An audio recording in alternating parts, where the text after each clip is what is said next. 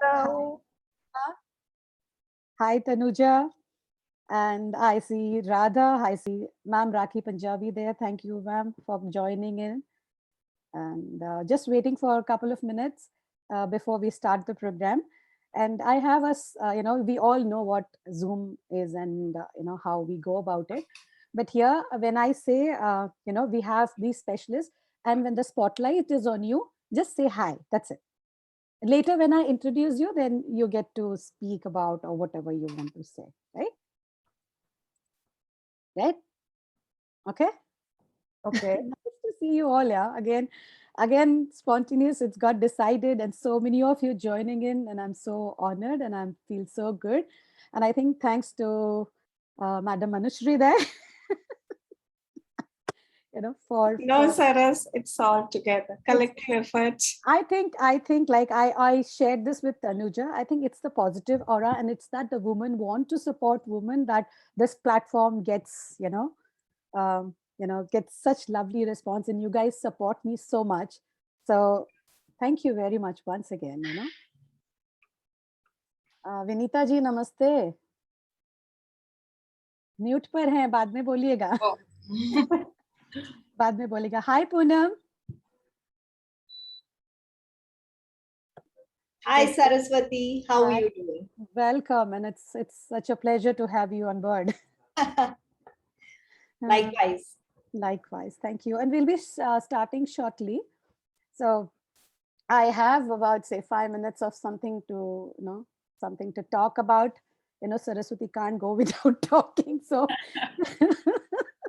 so yeah, so about a few phrases and few quotes, and then I go.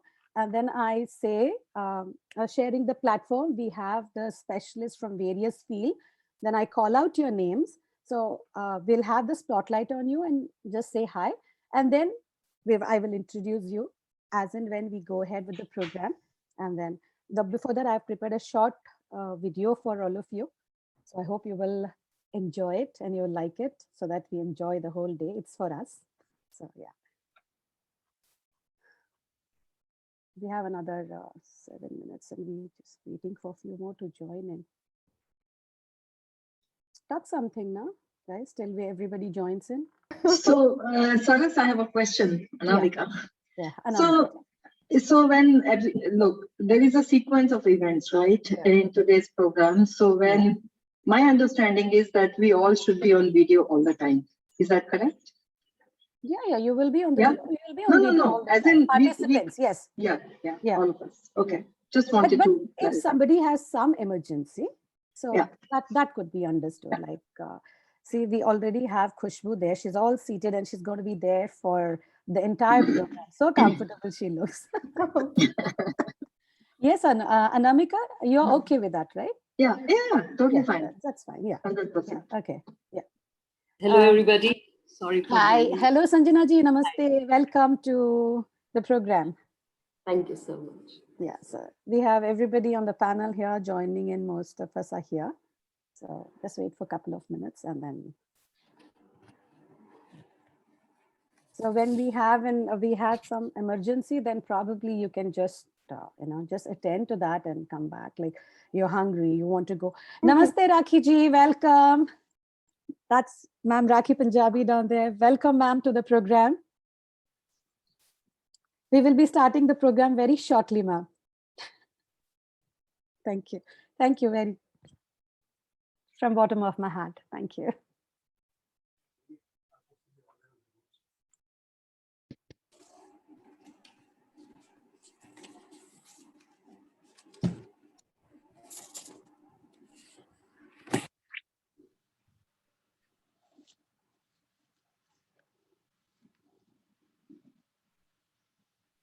Saraswati, just checking which light looks better. Please let me know. I'm just playing around at home.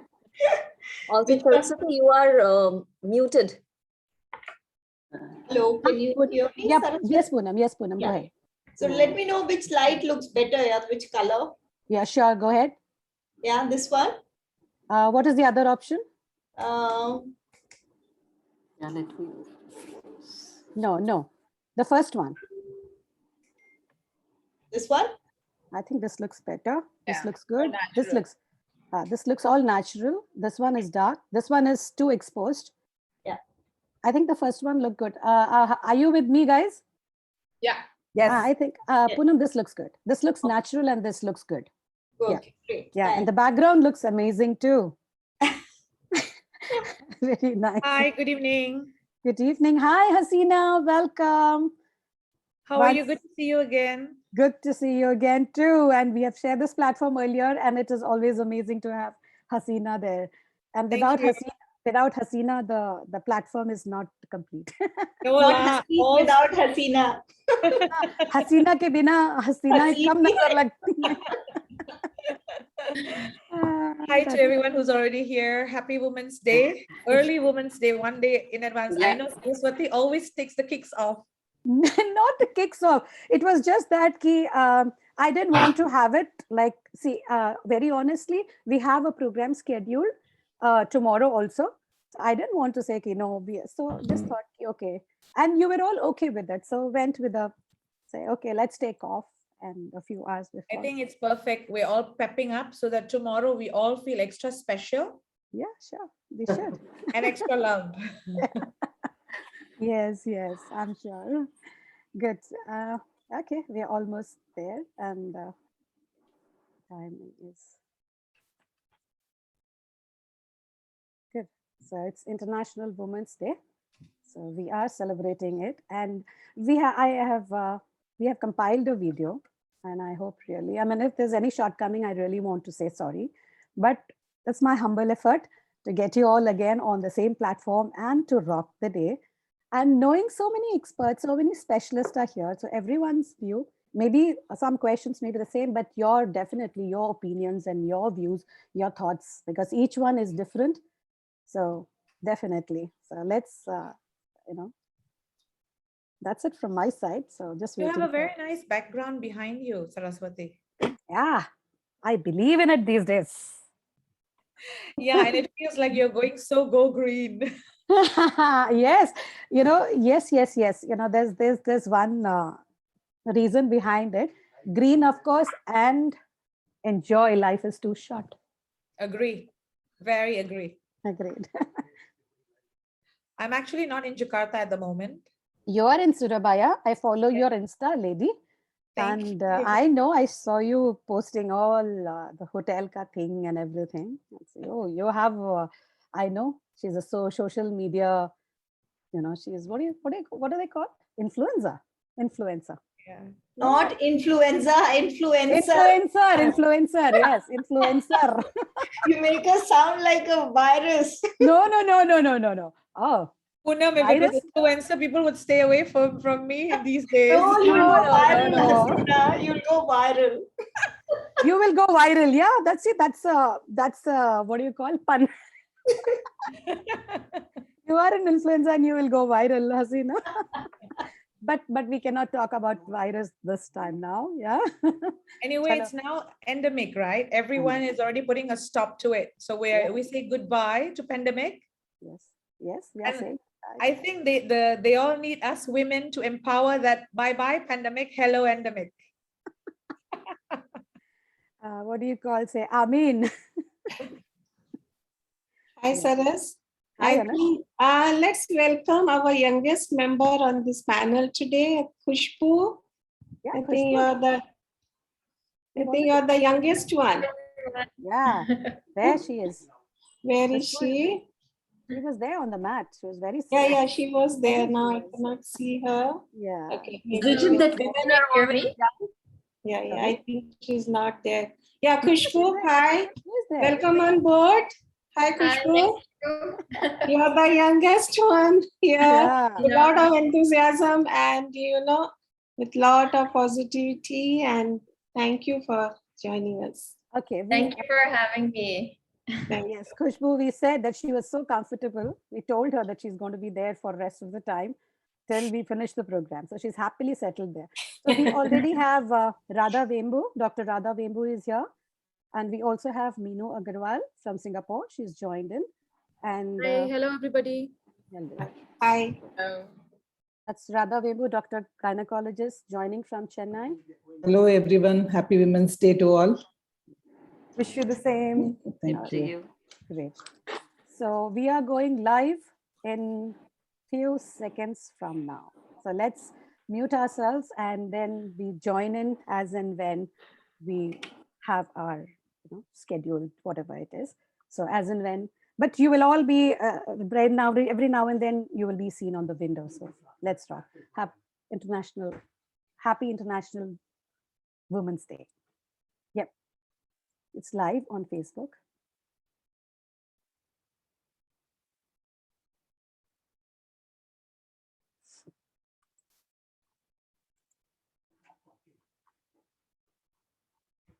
A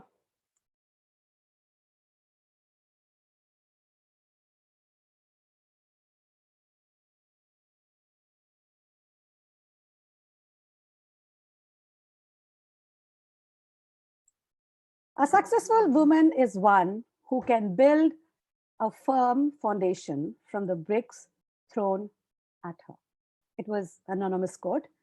And Hindi, I would like to say, Nari tum prem ho, आस्था हो, विश्वास हो, टूटी हुई उम्मीदों की एकमात्र आस हो, हर जान की तुम ही तो आधार हो, नफरत की दुनिया में तुम ही तो प्यार हो, उठो अपने अस्तित्व को संभालो, केवल एक दिन ही नहीं, हर दिन तुम्हारे लिए खास हो. Wishing you all a very, very happy International Women's Day. Namaste and good evening. A very warm welcome to all the lovely ladies who have joined in to celebrate International Women's Day 2022. Thank you all for sparing your precious time to celebrate on Manthan with Saraswati. International Women's Day is a global day celebrating the social, economic, cultural,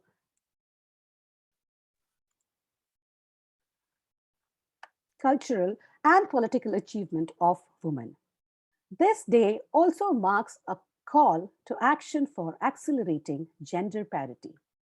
International Women's Day occurs globally on the 8th March every year in honor of these amazing women who have campaigned for women's rights and those who continue to do so till today. In India, it's celebrated on 13th February to mark the birthday of Srimati Sarojini Naidu. It marks the social, economic, cultural, and political achievement of women. Today, we have exceptional women who have committed their lives to making a name for themselves in the fields they have chosen and have achieved great success. It wasn't simple for them to achieve this. These women who have joined us today have gone through their own trials, tribulations, and compromises to get where they are now. Earth, our own. Each one of us is unique, has a unique story to tell, and has the ability to make a difference in our own world. The whole idea of getting together today is to celebrate just us. And we should celebrate it together, showing that each of us is unique and has the potential to make a difference, even if it is small. But it is more meaningful for the existence of this world. And this is most likely and most compelling explanation for being a woman. Throughout the pandemic, we have seen the depressing and harmful impact of isolation and exclusion. We have now become more aware of the importance of social connection, of overall well-being. So, we have to focus on building connection to ensure that individuals can feel seen, heard, and valued in their own identities. As we are celebrating this day around the world, we have to strive to perceive and create positive change to build a more inclusive future for all. We on Manthan with Saraswati are celebrating this eventful day a few hours ahead of 8th March. Today, the 7th March, and all the time, we on Manthan with Saraswati encourage everyone to celebrate. We are the champions of change, empowering and standing together Earth, for each other. our Once again, I warmly welcome you all, ladies, and also who are watching us, a very, very happy International Women's Day. Earth, our only home. Invaluable, but not invulnerable. Are we too late to save it? Climate change is making our world more dangerous, more fragile, more unequal. In these uncertain times, women and girls face a disproportionate threat of displacement, poverty, and violence.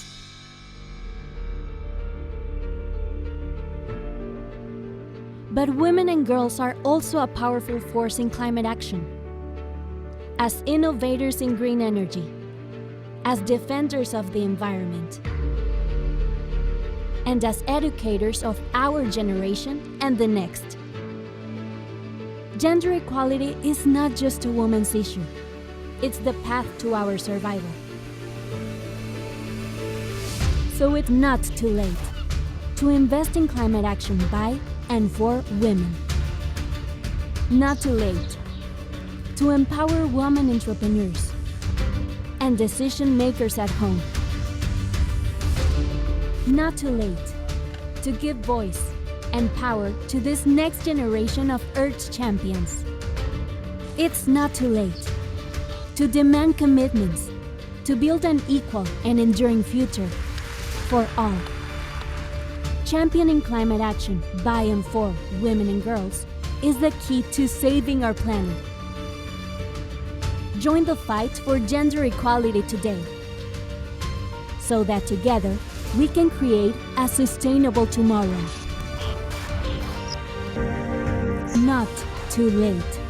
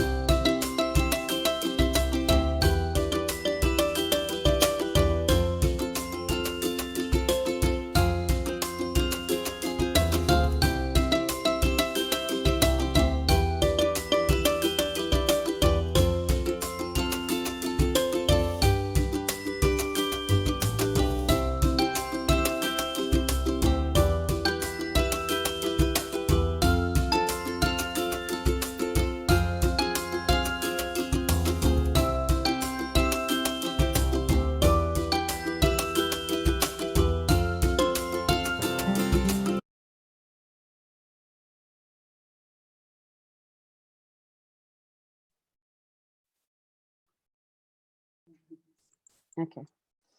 Once again, I hope you like the video, ladies. Once again, I warmly welcome you all, and those who are watching us, a very, very happy International Women's Day. So, sharing the platform, we have experts from various fields. First, Raakhee Punjabi ji, she's an entrepreneur. Sanjana Bhatt ji, she is an entrepreneur. Can I spotlight Sanjana ji? Okay. There she is. Welcome, Sanjana ji. Thank you so much. to invite me on this wonderful show. All the best. It's a pleasure. We have Hassena Bharatha, social media influencer, a model, a mom, a very strong lady, an inspiring lady. There she is. Namaste and welcome to Manthan with Saraswati, Hassena. Thank you so much for having me in your platform. It is an honor to be sharing it with so many other incredible women. Thank you. We have Poonam Sagar, Director, PT Infotech Solution. Hi, Saraswati. Pleasure to be here with you. Same here, Poonam. It's a pleasure to have you with us. We have Anamika Kansal, a professional management accountant turned into a professional coach. Hi, Saraswati. Thank you so much for having me over. Such a pleasure. Hi, everyone. Thank you, Anamika, for joining us today. We have Tanuja, a miracle energy healer. Hi, everyone. It's such a pleasure, such an honor to be on this show. And I'm really, really excited to hear everyone speaking. So yeah, let's have a great show. Thank you. Thank you. Welcome. We have Dr. Radha Vembu, a leading name in obstetrics and gynecology and reproductive medicines in Chennai. Hello. Hi, everyone. Happy Women's Day. I thank Mrs. Saraswati for giving me this opportunity to talk on this wonderful platform. Thank you very much. Welcome, Radha Vembu, on this platform. We have Meenu Agarwal, a nutritionist dietitian from Singapore.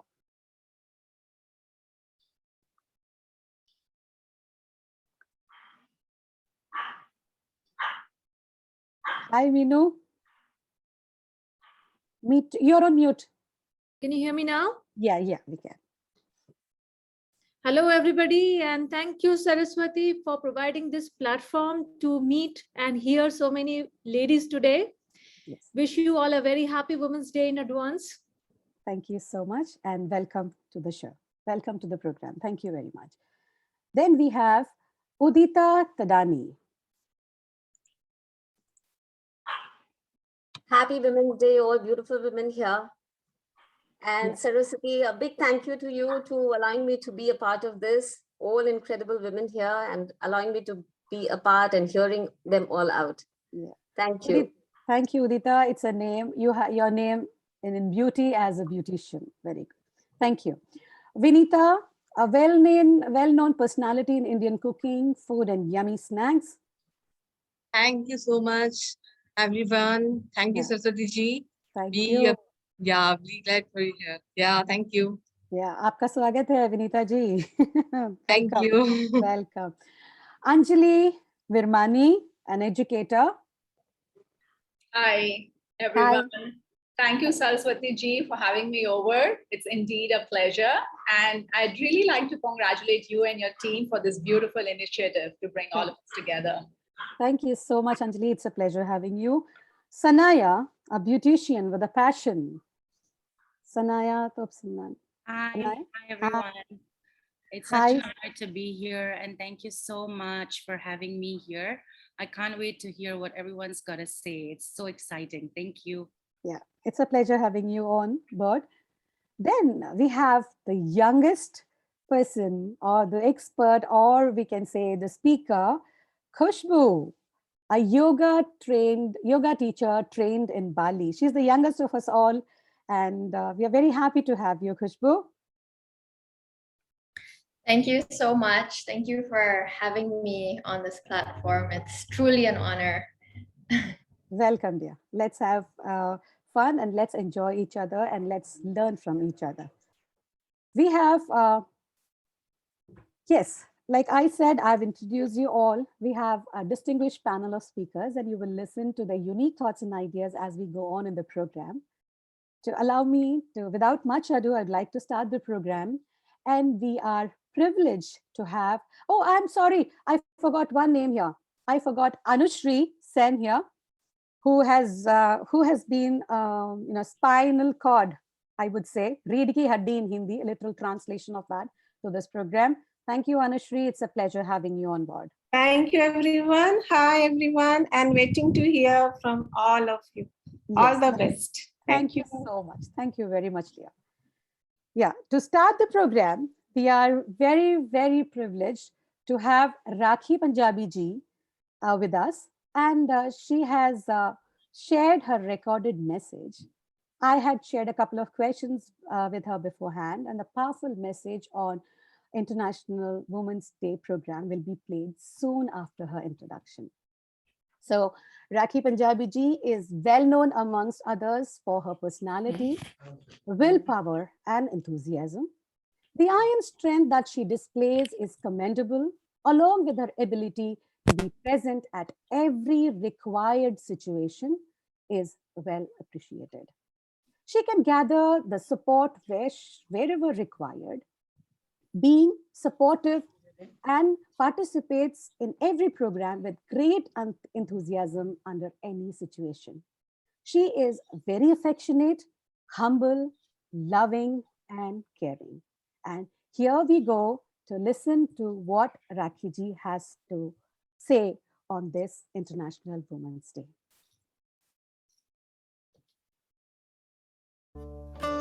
Happy International Women's Day.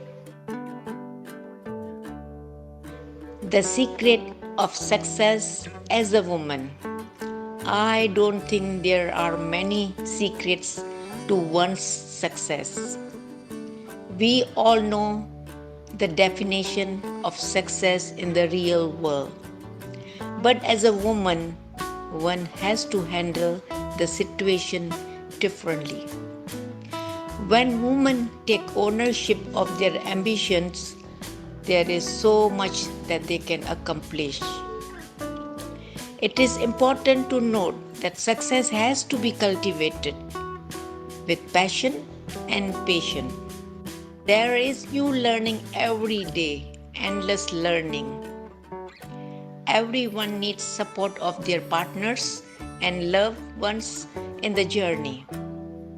With the skill, determination, willpower, and devotion, one can achieve one's goals. I persevere through the tough times and challenges. Nothing comes easy to anyone. There are always obstacles along the way. It is always easier to talk after one has experienced such a situation in one's journey, because life is the best teacher. Yes, it is not easy to face tough times, but as is rightly said, tough times never last, but tough people do. It is most important to be honest and realistic. Emotions have to be kept in check so that they don't affect one's thinking and judgments. I like to take a step back and observe the situation in order to face it courageously. My most important armor is meditation, removing my attention from the world around and focus on absorption of peace, bliss, and remove toxic burdens. This gives me renewed power to face the surroundings with patience, acceptance, and believe in divine powers. Thank you. Happy International Women's Day.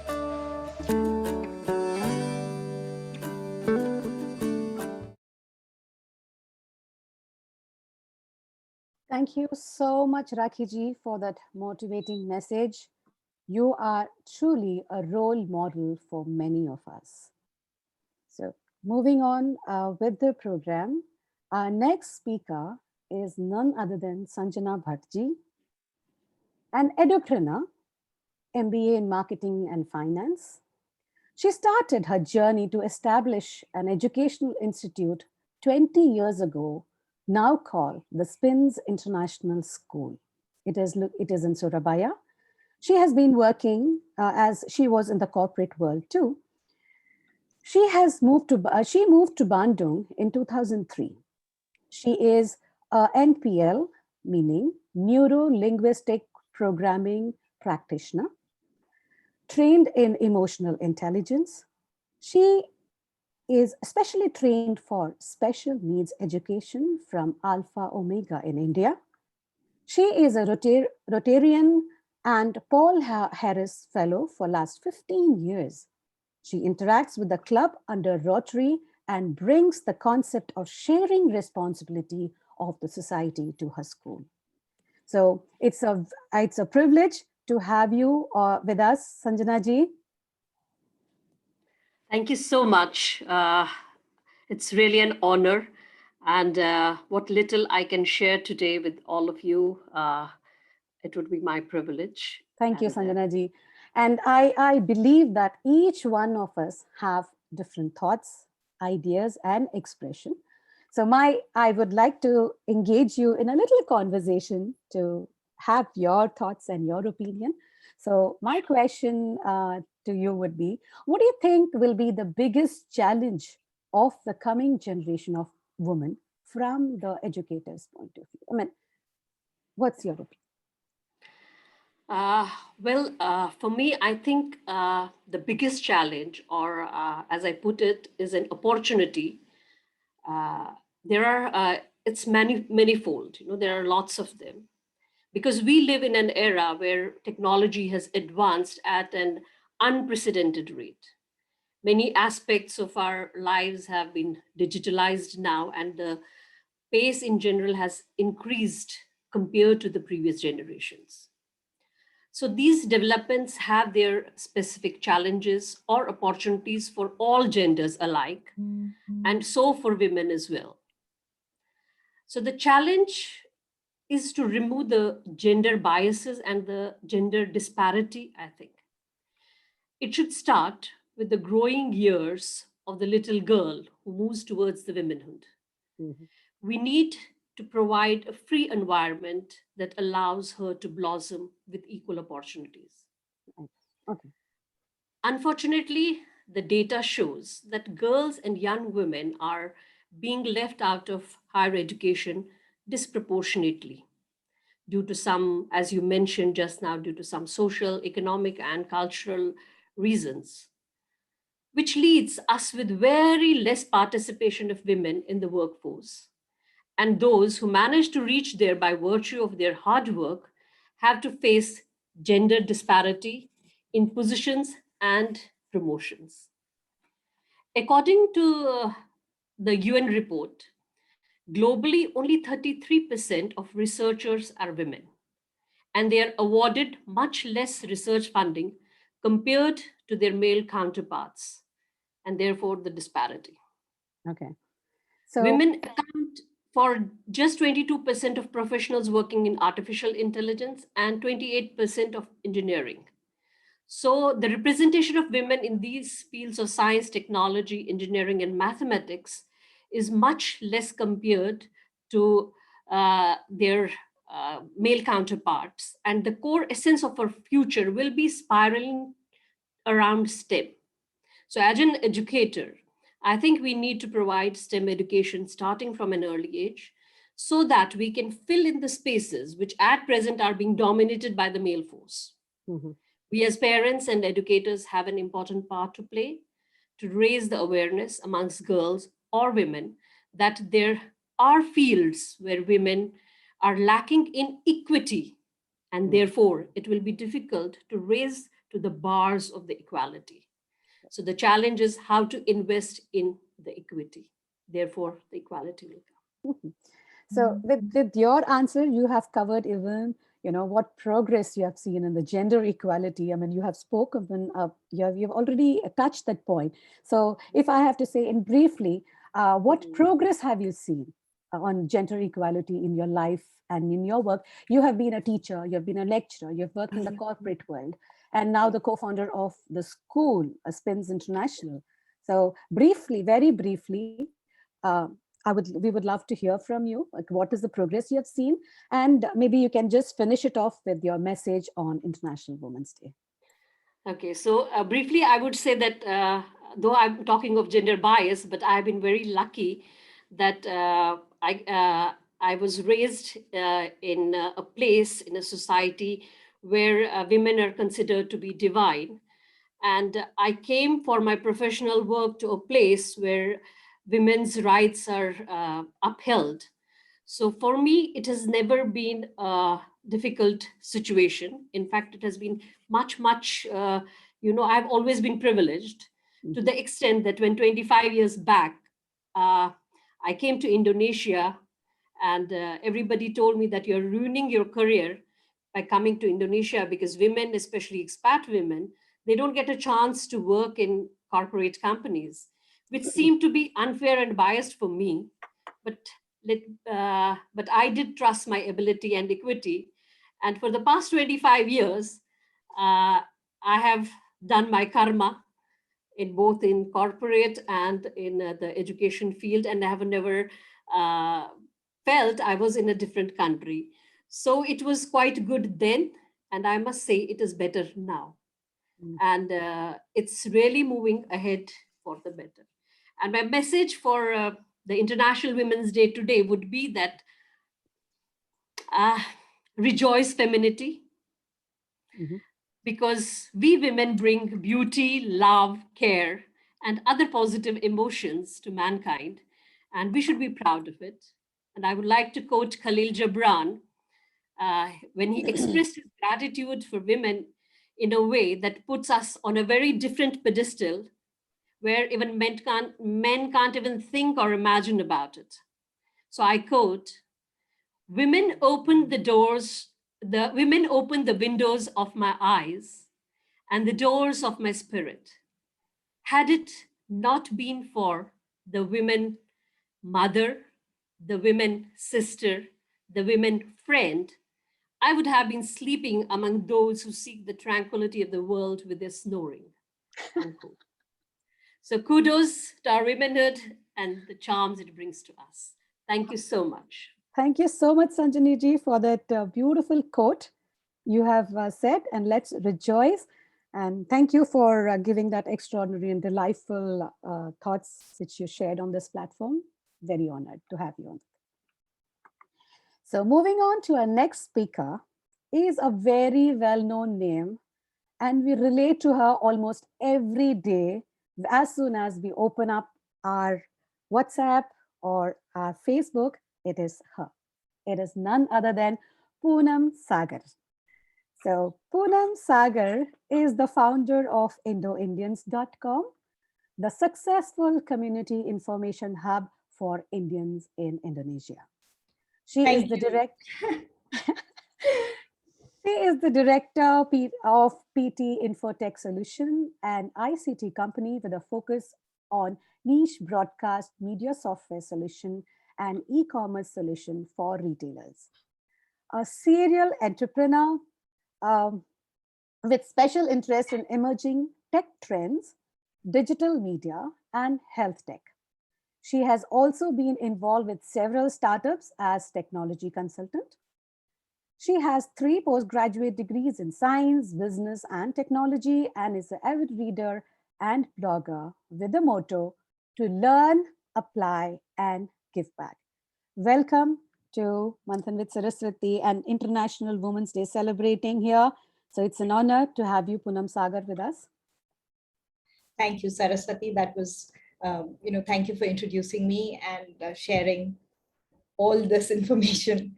However, I am just so humbled to be here amongst all the other women. And I really relate to what Raakhee and Sanjana spoke prior to me, where Raakhee spoke about how to be responsible for one's own self and for all the choices you make. And for Sanjana saying that to be very aware of your equity and your ability. I think those are very, very valid. So yes, thank you for having And me. now let's hear what you have to say, Poonam. And let me ask my thoughts, and let me put it forward like this. How do you feel empowered in your own story? You are doing such great, amazing job, promoting Indian culture and everything. So how do you feel empowered in your own story?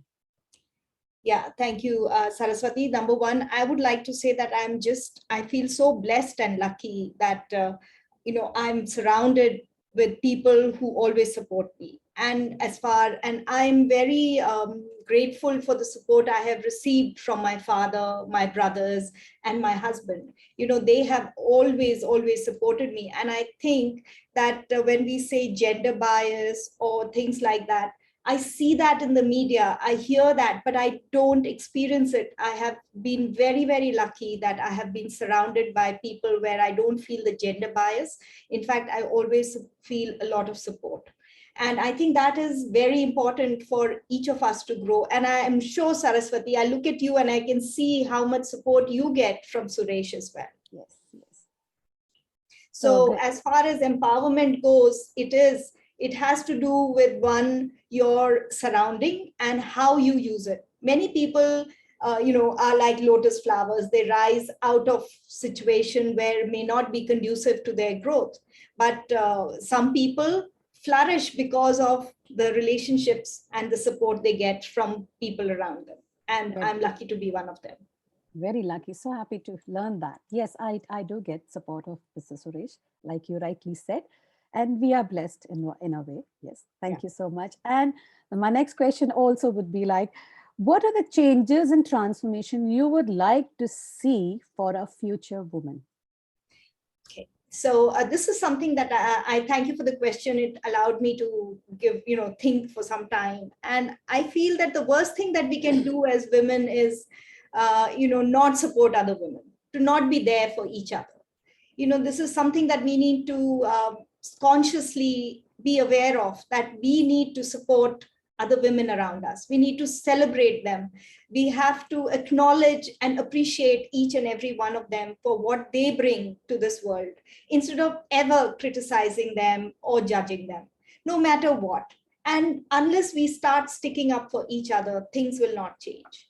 I see around us that we have begun to raise our daughters more like sons. Yes. But what would really make a real difference would be when we start raising our sons like our daughters, teaching them compassion, teaching them how to care for other people, teaching them how not only to take care of themselves, but also of the people around them. What if we taught our sons all of this?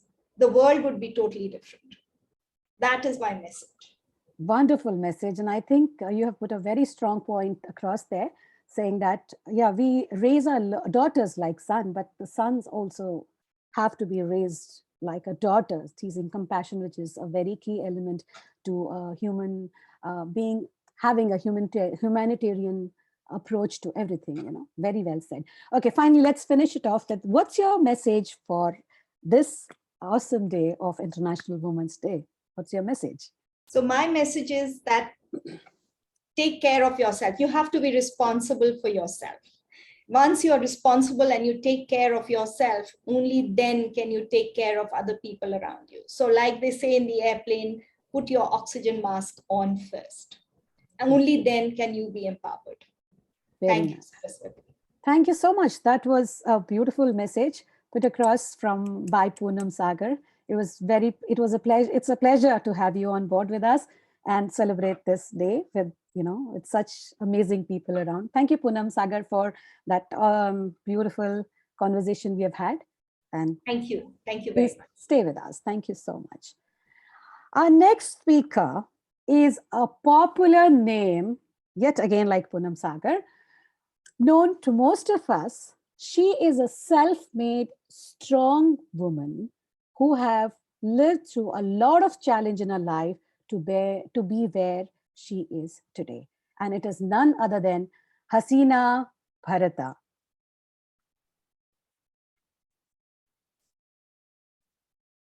Hassena?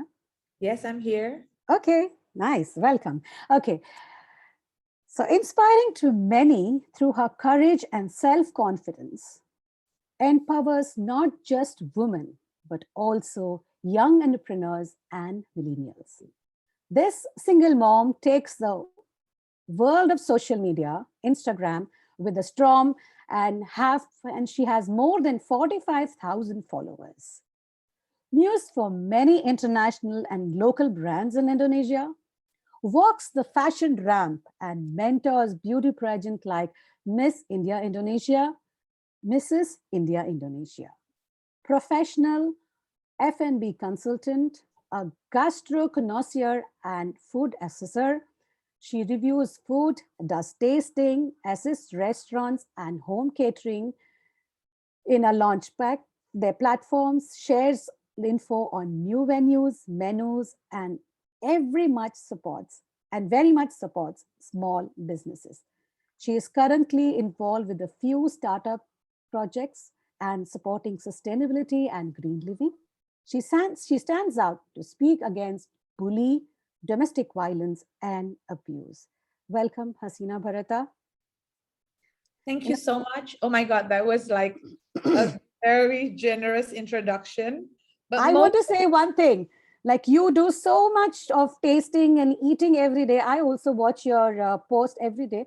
But looking at you, Hassena, it's amazing. You need to tell us the trick of that.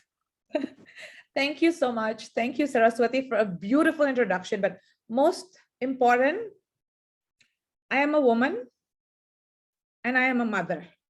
Yes. So let me share, let me hear what your thoughts are. How can a woman navigate their power to be the champions of change and empower others? Which is, I'm sure you have gone through this and you will be the best person to talk about it. Well, learning what I've gone through in life and with the experience I've had, firstly, it's very important in loving ourselves, in believing ourselves and knowing our abilities, our strong points, as well as our weaknesses, acknowledging it, admitting what we can do and what we can't do, what we need to learn. And learning is never stopping. There's never a stop to learning. Every day we learn something new. Yes.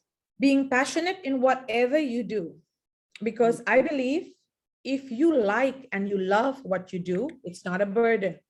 And then you can do it with full of passion and from the bottom of your heart. Also, as a woman, we need to have confidence. It's a very important key to success. And to inspire others through our achievements, we need to do it first. We need to be able to inspire others through what we have achieved in life. Kindness is equally as important as being and having respect for others and for ourselves. Wonderful. Those are the points that I can share based on what I've gone through in my half a decade of life. It's truly inspirational, and it's lovely to see you what you're doing right now, and with your profile saying that it's amazing. So my next question to you would be, what is the most important piece of advice you would like to share on this day? Wow, I'm actually honored to be among so many incredible women here. And I'm sure everyone has their own different experience that they've gone through and would share it different way. For me, I believe it's attitude and gratitude.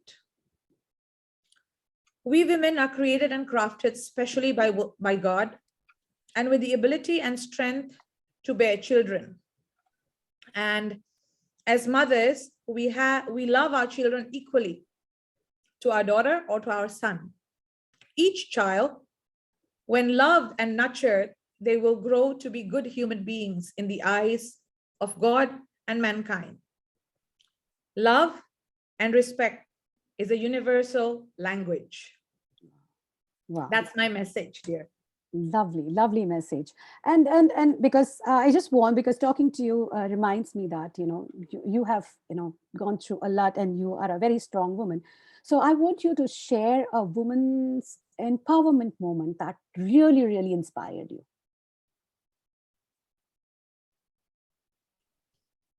I've seen my mother. I would say the strongest person on earth is my mother. Great. So if I am what you think I am, as strong as you think I am nothing, not even half of her. Right. I feel she has stood tall. She made her voice heard when necessary, and she fights for her family. Quoting to what Auntie Raakhee had said earlier, success comes, you work hard for it, and it's in the working environment where you success. But for a woman, you are successful is when you can raise happy children. Great, wonderful, and very, very proud and very impressed to see how passionate you are about, everything. And I think second what Poonam Sagar also said. Yeah. I wish we Asian women, we Indian cultured women especially, would raise our children, especially our son, like daughters. Yes. And most important, to teach them that they need to respect women. Yeah. Especially women who bear their children. True, very true. And that was Poonam Sagar's thought, and you have, put a mohar. Mohar means stamp on it again. Stamp. Yes, yeah, put a stamp. HNB approved stamp. HNB approved stamp. Yes. Thank you so much, Hassena, for sharing your time. I know you're running. You are very busy. Your schedule, everybody's schedule is very tight today. But thank you guys for spending your time and sharing your thoughts on this. It's lovely. A great pleasure. Thank you. We're never busy to support one another. Yes. And I strongly even believe what again Poonam said. We women are here supposed to be encouraging and being there for one another by not even talking behind our back and stop all that and in fact support. This is the time where we women need to stand up together. Right. The world needs us. Our family needs us. Our children needs us. The children of tomorrow needs mothers who can support them and be with them, spending time with them, and there's always time for everyone. Very truly said, and I'm so glad and I'm so happy that we for today's the theme or the idea which we weaved around is also like we are the champions of change, yes, and the second one, empowering and standing together for each other, which is the theme. And you guys have said it so beautifully through your thoughts. And once again, thank you, Hassena, for taking time out and enjoy Surabaya and try to stay with us. Yeah, I'm here. I'm waiting to hear what the younger generations also have to say. Sure. Let's come. Thank you so much, Hassena. Thank you for having me. Thank you, dear. Our next speaker एक simple सरल स्वभाव की है जो अपने स्वादिष्ट भोजन और व्यंजनों से हम सबको अपने पास में बांध रही है. She is none other than Vineetha Sharma. Thank you so much. So, good evening, good evening, everyone. Good evening, darling. My name is Vineetha Sharma. I belong to Marwari family. Yeah. मैं 2006 में Indonesia आई थी. जी. Cooking is her hobby. Yeah. Cooking is her hobby. Vineetha gets this passion from of cooking from her mother, who is a very good cook. She feels very lucky to be surrounded by very supporting people like her doctor, her friends, and most important, her family. She thought of making her hobby into a business to provide people homemade food far away from home. So, Vineetha ji, आपका बहुत-बहुत स्वागत है हमारे कार्यक्रम में. Thank you. अच्छा, तो thank you so much everyone. Yeah. हाँ जी. तो सबसे पहले तो हम ये जानना चाहेंगे आपसे कि आपकी जो अपनी पाक कला है, जो आप खाना बनाती हैं, इतना स्वादिष्ट खाना बनाती हैं, इसको बढ़ाने में किन चुनौतियों का सामना किया और आप आगे कैसे बढ़ी? मैं 2006 में इंडोनेशिया आई थी. उस समय जब मैं इंडोनेशिया आई थी तब सच मैं अपने हस्बैंड के साथ मूव करी.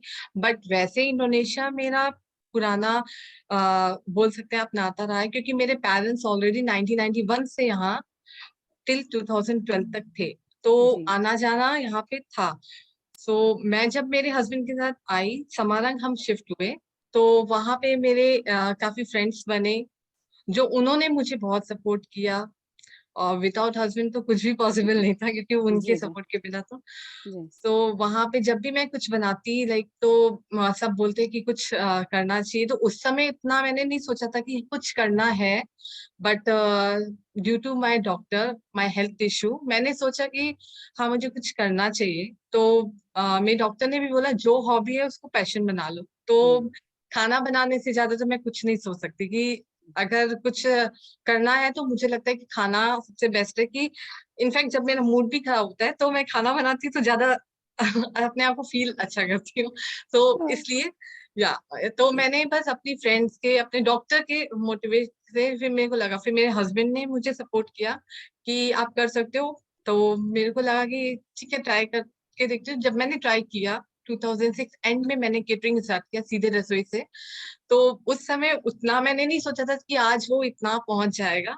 एंड थैंक्स टू चलिए यू आज ये प्लेटफॉर्म दिया कि मैं अपना बता सकूं सबको को कि हाँ मैंने कुछ किया।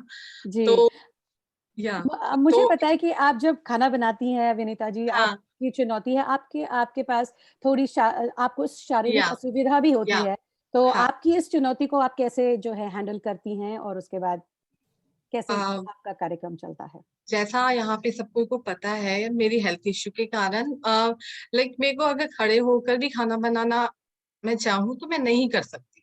तो वो रोज का ही मेरी एक चुनौती है, आप ये बोल सकते हो। रोज मैं स्ट्रगल करती से, बट उससे मैं कम आउट करके फिर उसको ठीक है होता है, लेकिन मैं उसको अपने टेस्ट में कभी भी कॉम्प्रोमाइज नहीं करती और अच्छा खाना सामने वाले को देती भी हूँ और लोग अप्रिशिएट भी करते हैं। इनफैक्ट मैं सीधे रसोई से मैंने काफी अपने आइटम अपने खुद रेसिपीज ट्राई किए और बनाया और सबको खिलाया और लोगों ने अप्रिशिएट भी किया।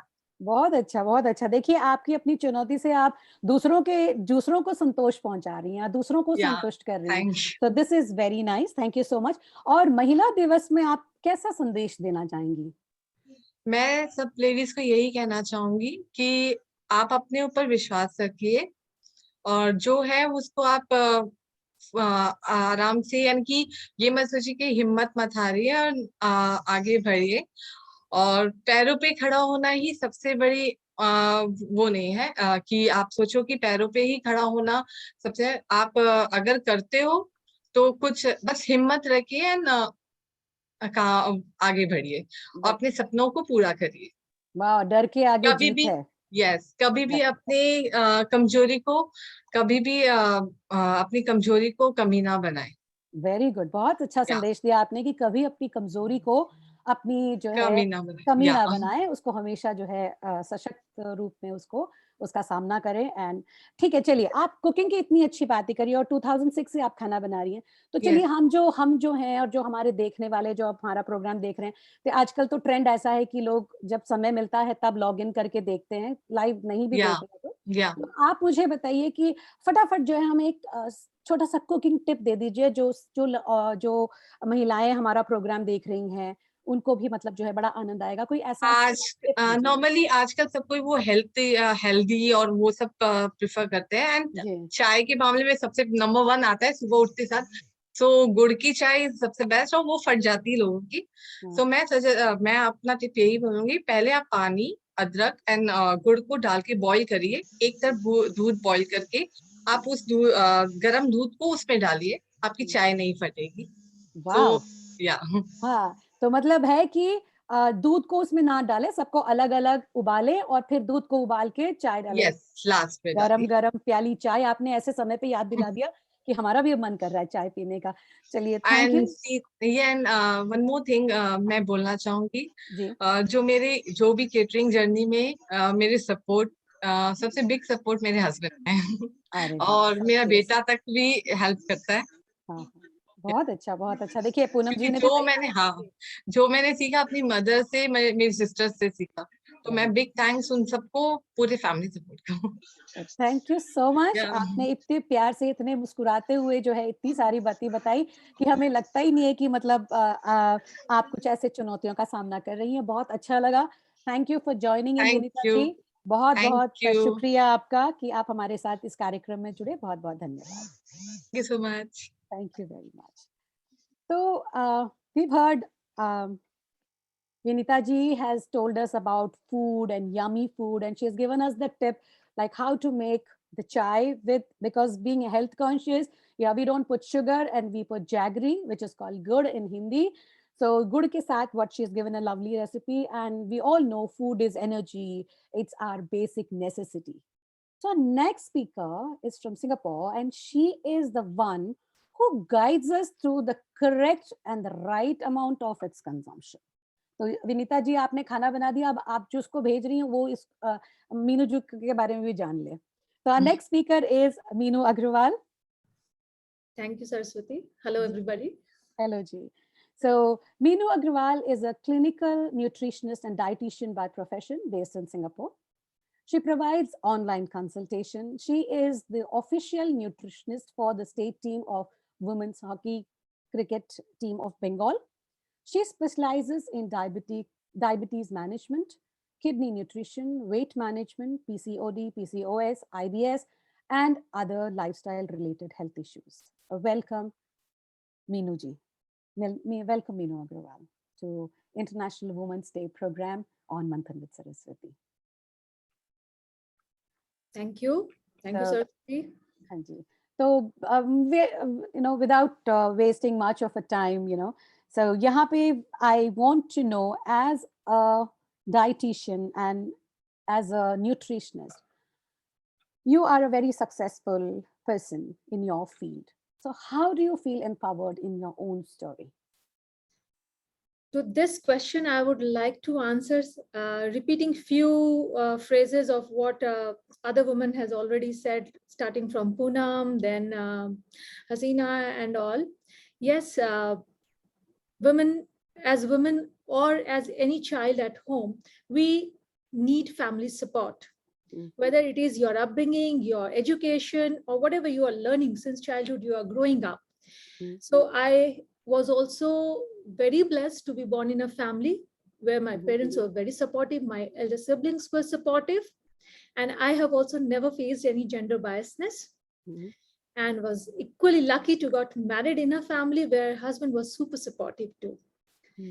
But coming to my empowerment, my feeling empowered or strong was a function of my self-confidence and my subject knowledge in my field and the ability to work hard.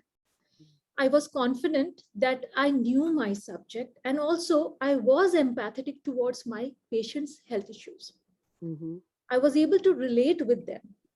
I always tried that it is always better to step into the person's shoe and understand what the person is going through.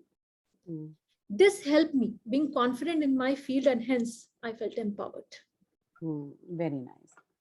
So you are lucky, and what you said, everybody, we need to understand that nothing comes easy in life, and working hard to whatever it is very, very important to all of us. So what are the, now my question to you can be answered as Meenu Agarwal, as a dietitian and nutritionist. What are the changes and transformation we would like to see in our future women? To me, what I feel personally is being confident and independent.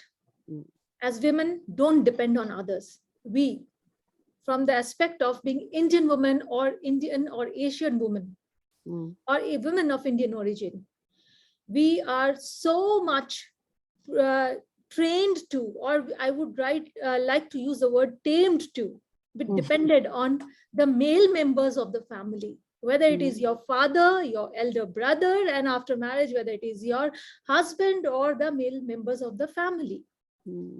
Try not to be dependent on others.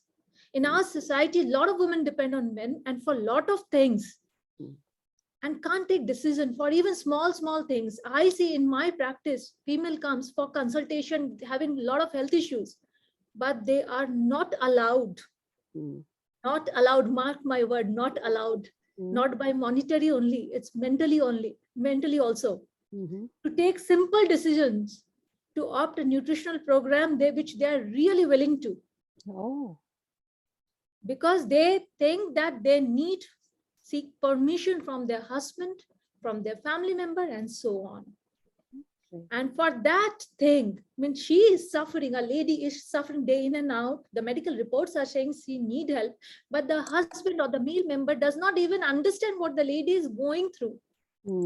And for him, it may not be a priority. Yeah. So who are they to decide on your behalf? True. Learn to be independent. Take your calls. Be independent. Take your decision. I can see Hassena is raising hand. Yes. You can unmute, Hassena. I know this is something touching everybody's heart. You Yeah. can. This is so what I went through in life. High five, Meenu. I feel so bad, you know, day in and out, I'm meeting women and facing this issue. And I'm not talking about those who are homemakers only. Yes. I'm talking about the women who are independent in terms of monetary earning. They are well-educated women in this so-called modern society. Yet they are mentally dependent on their husband to take decision on their behalf. Sometimes the circumstances doesn't allow them to take their own decisions. Sometimes they are forced to have their spouse have a word in everything. It has been trained since childhood. We are used to this, Hassena. It's not that it is just your in-laws place or the place where you're living. You are seeing in and out. You have seen your moms doing the same. You're seeing your aunts doing the same, your elder sister doing the same, or your mom-in-law or sister-in-laws are doing the same. So how do you feel that you are different? True. It's not about reading books or gaining degrees. Understand your position in the society. Understand your position in your mind first. Where do you stand? Very well said. So Very this is well what said. I feel is very much needed. We have to stand up and take our own decision. Second pointer I would like to mention here, Saraswati, is consciousness about self-health. This is my day in and out fight with every woman I meet. Make health your priority. We Indian women, especially, I'm pointing out towards this phrase that we Indian women. Why? Because we are the one who keep our health to the last priority list. When it comes to our family, we are standing on tip of our toe and doing whatnot, whether it is on our husband or on our children or other family members. When it comes to our own health, we take a back foot. Why? Just think a day when you are not well, your whole family is in turmoil. Yeah. We are the pivot, we are the pillar of strength of the family. Right. If you are not fit and healthy, how can the family be healthy? So your fitness, your health is uttermost priority, not for yourself only. If you're fit, you can take care of others as well. Very well said. Very well And one said. more point I would like to add in here. Sure. Upskill yourself. We as women mentally are trained, okay, I have earned this degree. I am educated enough to earn money. That's not the end, dear. There are females I meet who are been well qualified, then married, and then left job for whatever reason or circumstances.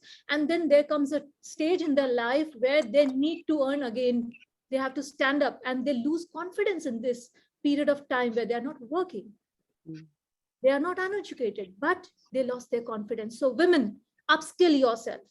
Always look for upgrade yourself in this ever-changing world, or else you will be left behind. Change is not easy, but we have to keep trying. Very nice.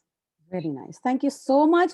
And we could see the passion and how passionate you are about women's health and women's diet. Very nice. So before we we have 3 more minutes for you, and can we have your 3 mantras for good health? 1, 2, 3. Tips, yes, please. yes.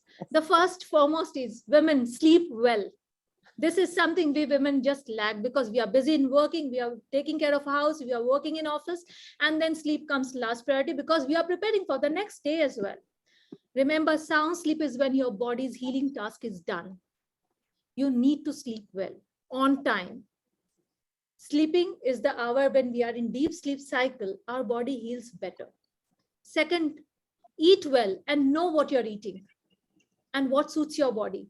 Don't just fall for the advertisement or the glamour of this social media that this is cool, that is nice, eating this will make you fit and fine, or the nicer looking fancy women you will turn into. No, it's you as an individual, it's your body. Learn to understand what you're eating and how your body is reacting towards it. This is going to give you the real terms healthy you. So learn, understand, and identify what you're doing is correct for you. And the third and the last thing towards your good health is learn to manage your stress levels. Whether you are just enjoying dancing, you are listening to music or doing meditation, yoga, do some activity, or just going out and meeting and talking to friends, which helps you feel less stressed. Wow. Stress management is important. As we women, we know as women, we are very prone to taking too much of stress of everything and anything and everything. So learn to manage, de-stress yourself, you will be fit and fine. Wow. Wow. That was a beautiful tip for the women who is, who are there on this platform, or the ones who are listening us. Sleep well, eat well, and manage your stress level. 3 tips. And lovely. Thank you so much, Meenuji, for, giving that extraordinary thoughts and, so open, suggestions for the ladies and talking it so openly. Thank you so much. And I think we've served the purpose of the day today. Thank you. And it was wonderful having you on the show. Really, really feeling great about the tips you have given us and the thoughts you have shared. Thank you so much. Thank you. Thank you. So moving on, without our next speaker, she has a very, very important role in our life as women. And I can say that we cannot live without her, meaning her profession. Women's health is of utmost priority in our lives. Let's meet Dr. Radha Vembu. Hi, everyone. Hi, good evening, Radha Vembu. Good evening. Yeah. I'm really inspired by all the speakers. I think we also should be following all that in our day-to-day life. Yeah, you are the one who will be inspiring others, and you are getting inspired. It's lovely to learn from that. So, okay, you are a senior consultant at Ramachandra Medical College, Chennai, India, with 20 years of experience in obstetrics and gynecology. And you have a degree like MBBS, DGO, DNB, DN, MNA, MS, FICS, FICOG, and a PhD in reproductive medicines. So a very warm welcome to you, Dr. Radha Vembu, on Manthan with Saraswati on this beautiful day of International Women's Day. Very nice. Welcome. Thank you. Thank you. So my question to you before we start anything else or discussing whatever it is, my question to you would be, as a doctor, as a woman, you can explore this question from any angle. What do you think will be the biggest challenge for the next generation of women? Yeah, after hearing to Meenu's advice, she was saying that you have to reduce stress. Yes, that is very important thing. Initially, I was doing my obstetric practice. Now I have moved to infertility, where I see people with a lot of stress in life, because many of the women who come to me are in their early or late 30s. They think they want to achieve so many things in a shorter span of shorter period. So that is adding on to a lot of stress in their life. And they're working overtime, especially the IT professionals, and with a different lifestyle, say eating junk food, not caring about their health. So that is leading on to a lot of obesity, and they're coming to us with a lot of problems related to stress and obesity related problems. So we are seeing many young women coming to us with malignancy, cancers, especially breast cancer. As many of the previous speakers have said, they don't take care of themselves. So a simple breast examination would have saved many people. Even in the educated background, many of them are coming to us in an advanced stage. So I think this platform should help them, that they should give priority to their health first. Just a simple annual checkup, visit a doctor, get the sugars, all the blood investigations done. It makes a long difference for them. And the next thing is, the moment they go to a doctor, they say, you do these screening tests. They're very scared. Why should I get all these tests? It is very, very important, because you diagnose a condition early, the treatment is there. The other set of people whom we are seeing is this PCOD people, PCOS, where they think, okay, this is normal in life, which is not normal. If it is left untreated, they're going in for diabetes, hypertension, and many of them are going in for endometrial cancer. So if we say that to a younger generation group, they don't believe until and unless we show them that this is more common in literature also and in our day-to-day practice.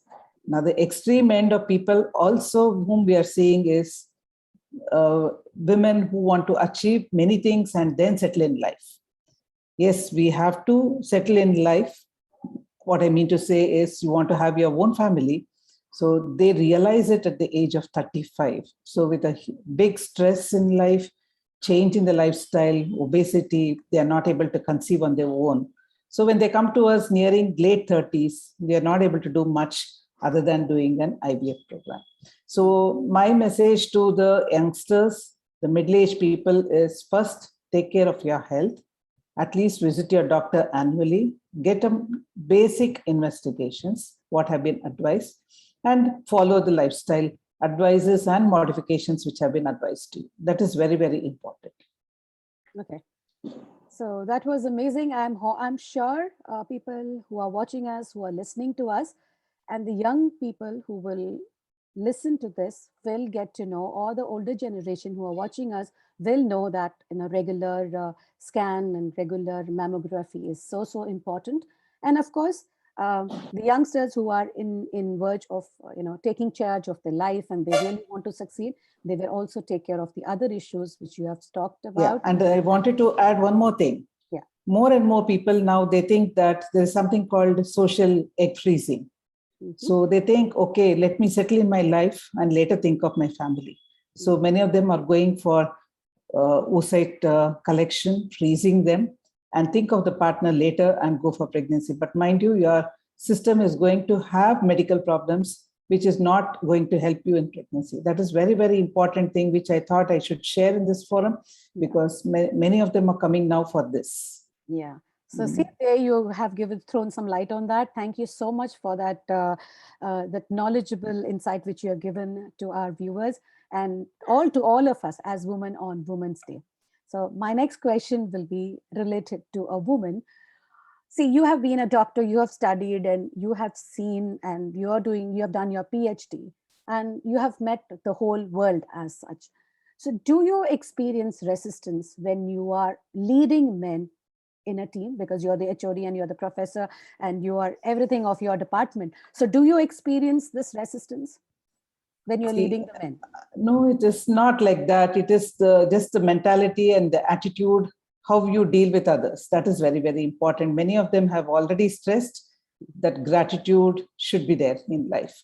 I don't think that should be there as we are progressing further, provided we have a good synchrony with all the people around.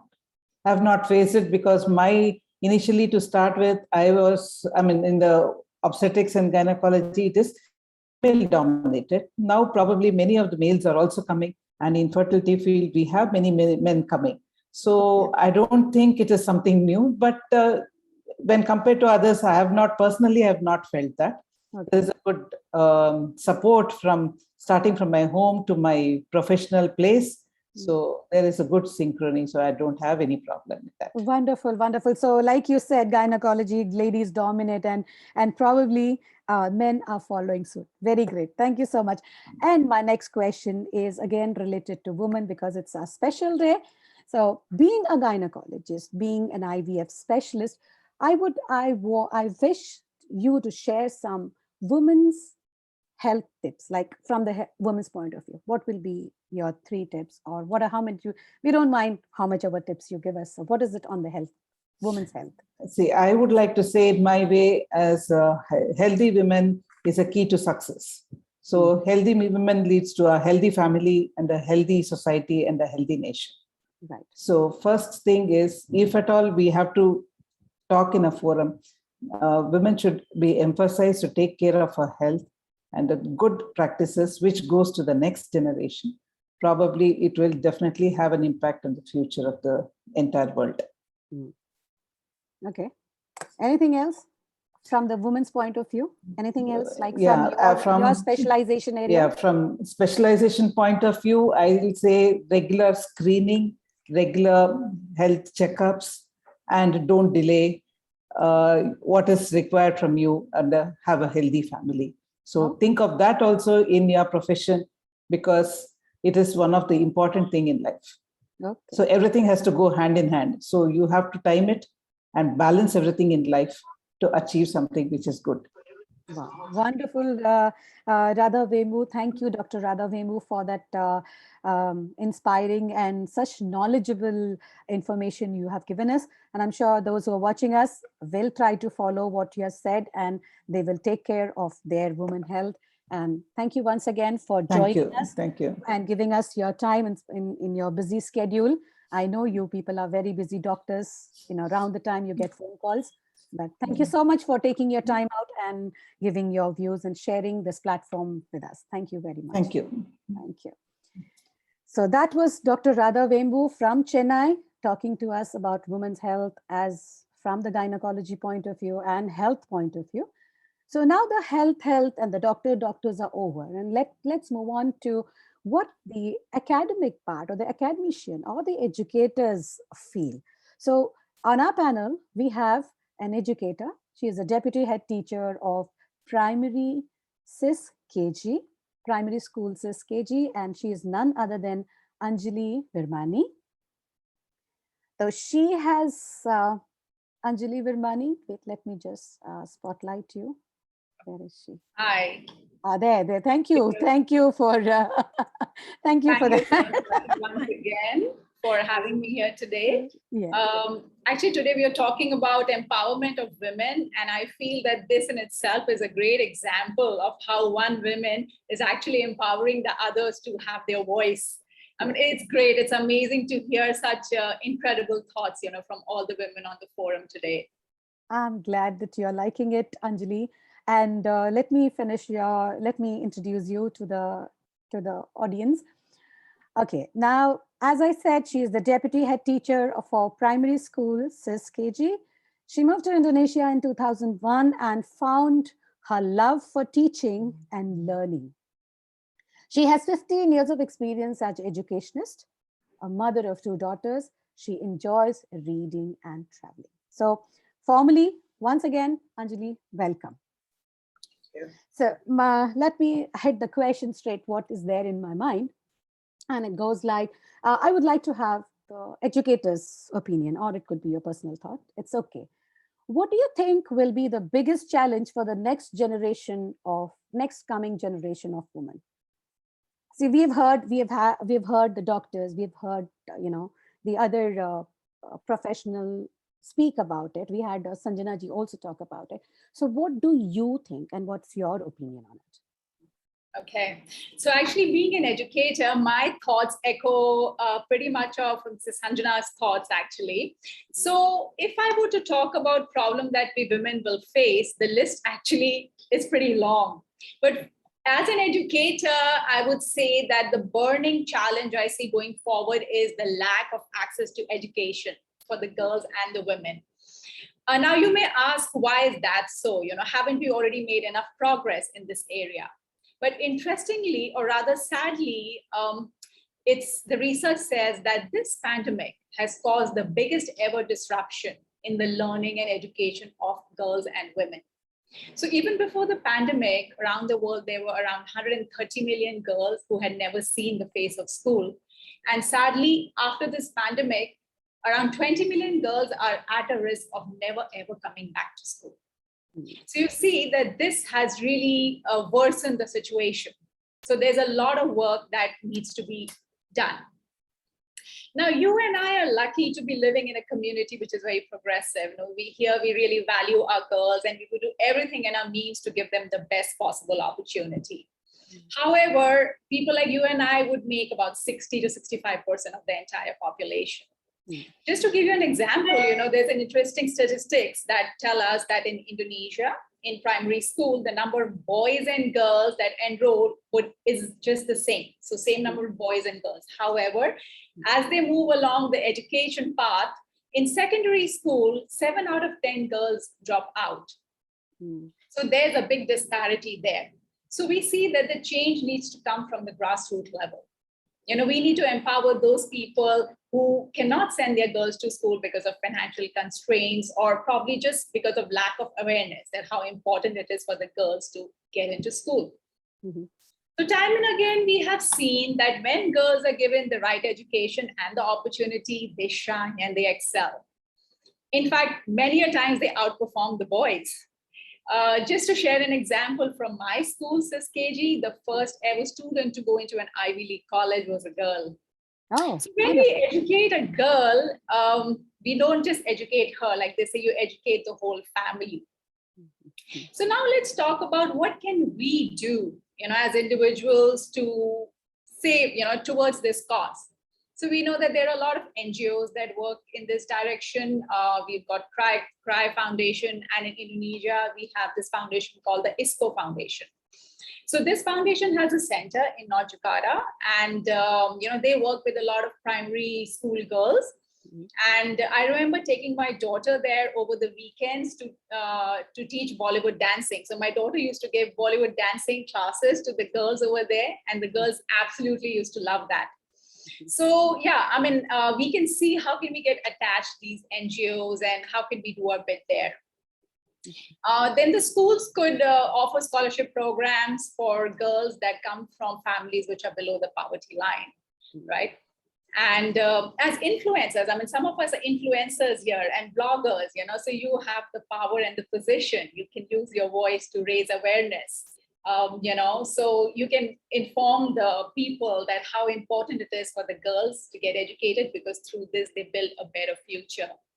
So really, to sum it up, for me, education is the key for the countries and economies to prosper, so that is a big problem that we need to tackle going forward. Yeah. Wonderful. Wonderful listening to you. And like we said, it's the same question, but each one has their own ideas, own perspective to look into it. And like rightly said, education for women is very, very key, because it said that ki, Nari Sikshit to Samuday Sikshit, Samaj Sikshit, that's what we call it. Exactly. In Hindi, we have that. So it's the same in English. So if I have to ask you another question, a little different, but then how can men contribute towards women's empowerment? Okay, yeah, that's a great question. Actually, we've heard some incredible insights into how women can empower women, right? I mean, we've had very inspiring thoughts. Yes. So yeah, so let me share my 2 cents on how can men, actually empower us. And I feel, yes, they have a big role to play in that. And for me, there are 2 big ways in which they can do that. So first would be treating women with respect. And second is treating us as equals. So let me first talk about giving respect. So today we lived in a world which is obsessed with women's bodies, their faces. Throughout media, we see women being objectified.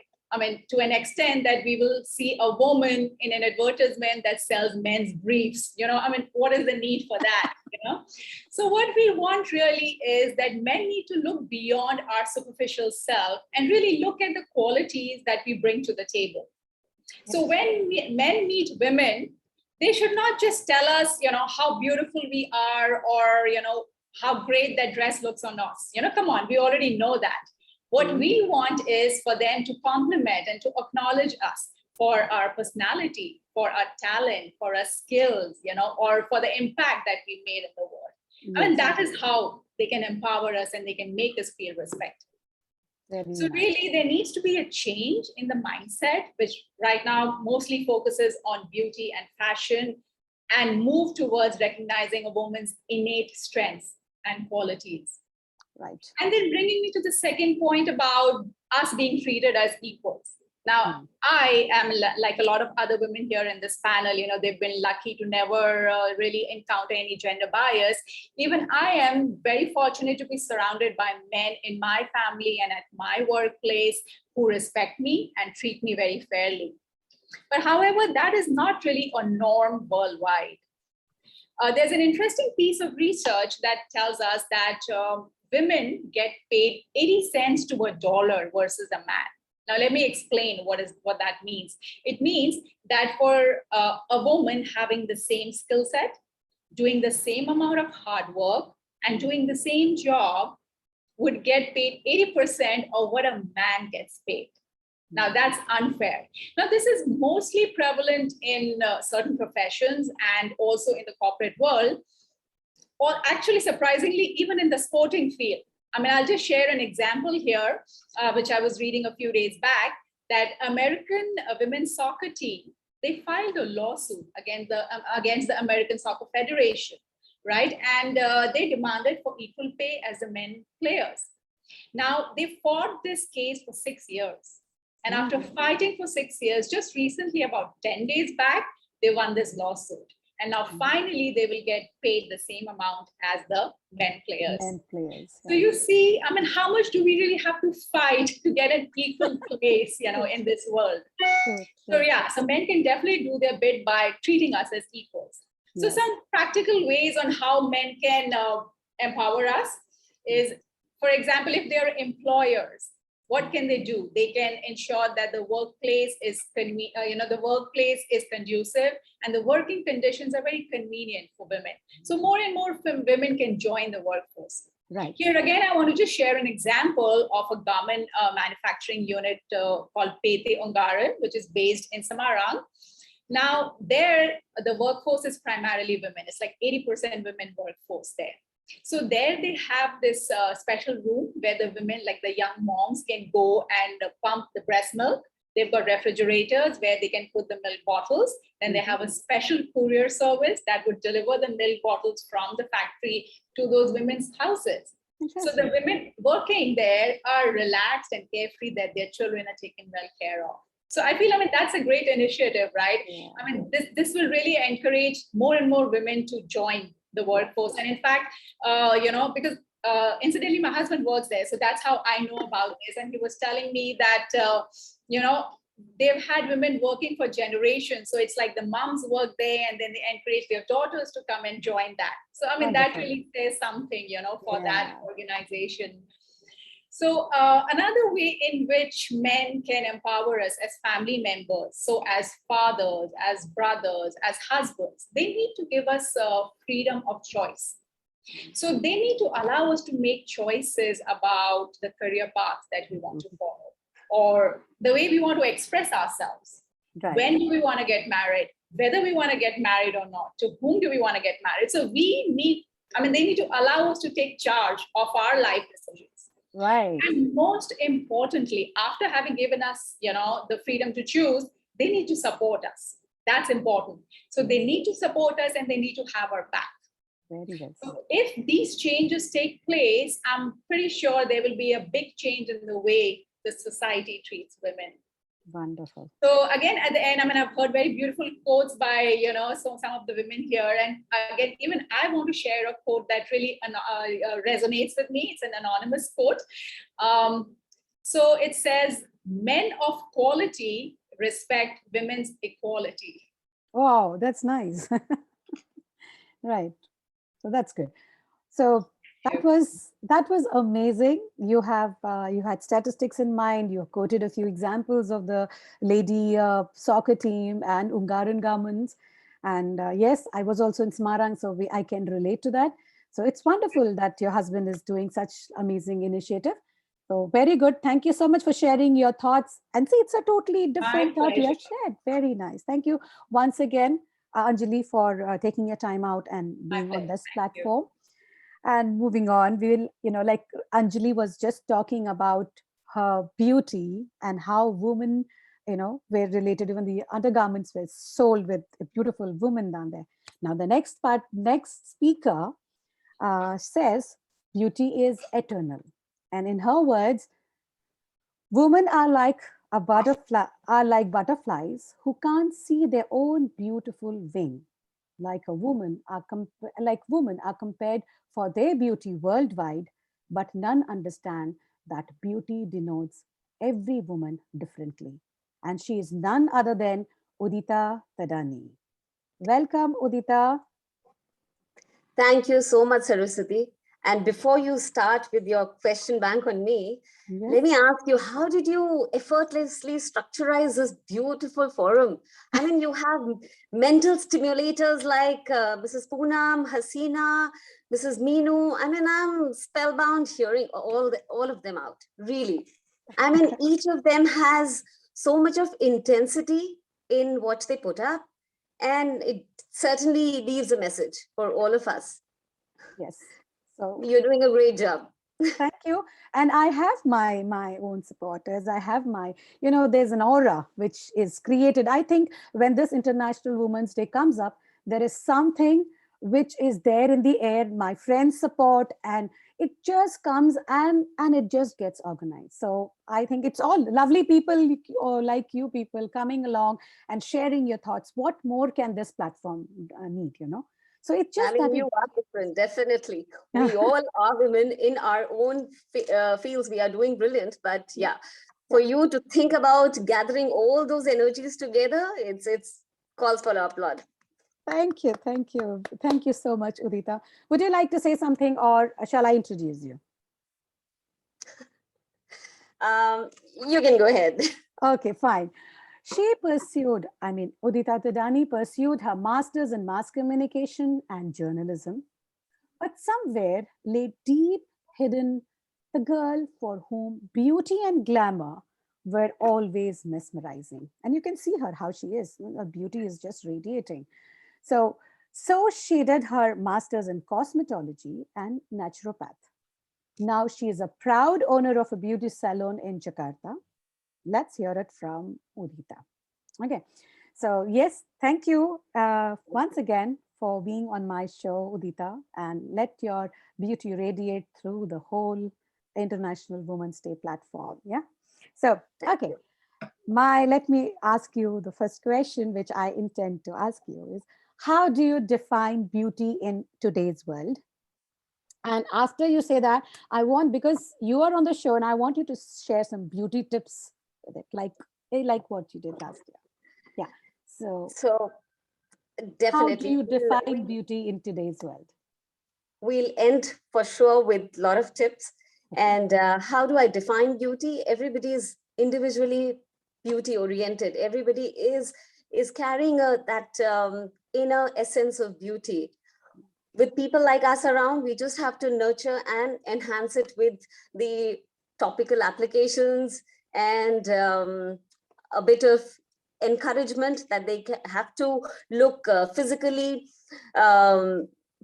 beautiful as well. Because as Meenu mentioned, that we put ourselves back, we uphold ourselves and we put ourselves at the end and family first. But I think that's how nature has created all of us. But there is a time when we need to understand where in this world, today's world, where appearance is what attracts you first.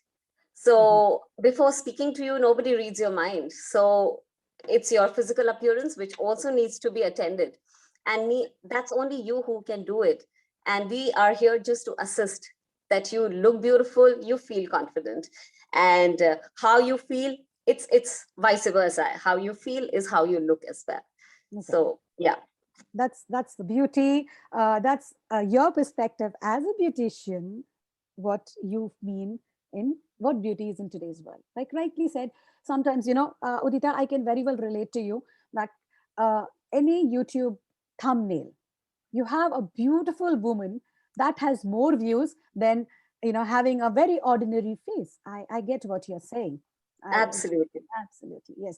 So moving on, I want to ask you that which woman in your life inspires you the most? Honestly, I always lack in words when it comes to this question, because today's world population of 7.9 billion, it's hard to have one single inspiration. So I would say I inspire myself every day. When you know the why of doing what you do, that's your inspiration. That's the foundation of what you're doing. And that's where you'll generate your own inspiration from. So it's very important for all of us to know the why of what you do day to day. Okay, that's wonderful. That itself is inspiring.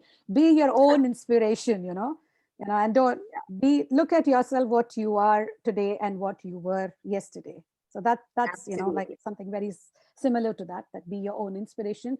That's the message for you, for the ladies from Udita. Okay. What kind of support can we women give each other to lift our strength and feel empowered during difficult times? Because this platform, what we decided today is we supporting each other, right? Women supporting women.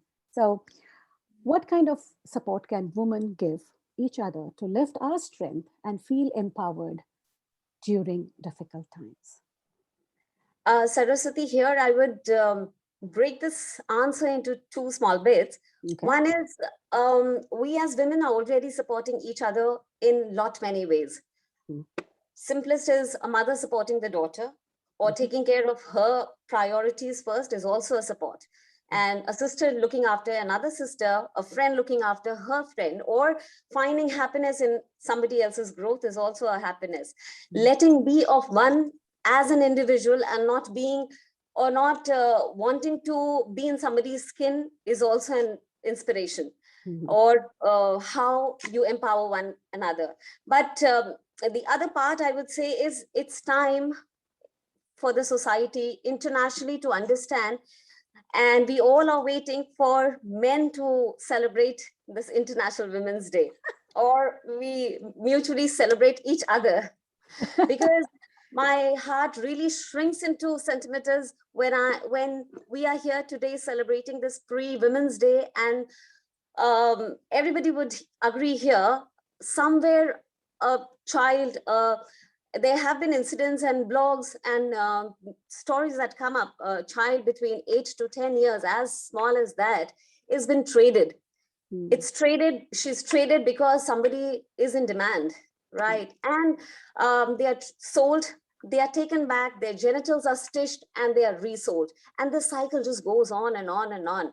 So I would want the other objective and other thought of society to look as women, to look at us as women, not just as an object of their pleasure or their settlement or their satisfaction. It should be way beyond. We are just not as objects. They could buy an instrument, use it and just repair it. So that's that trading of women actually, creates the goosebumps. Yes. While we are talking, there are still a lot of cases, I'm sure. I would really wish and dream and hope that every girl, every woman like us, how we are confidently speaking out ourselves for ourselves and celebrating Women's Day, every woman, every child can do that happily and confidently without any fear. Wonderful, wonderful thoughts. Something very, very different from what views have been expressed.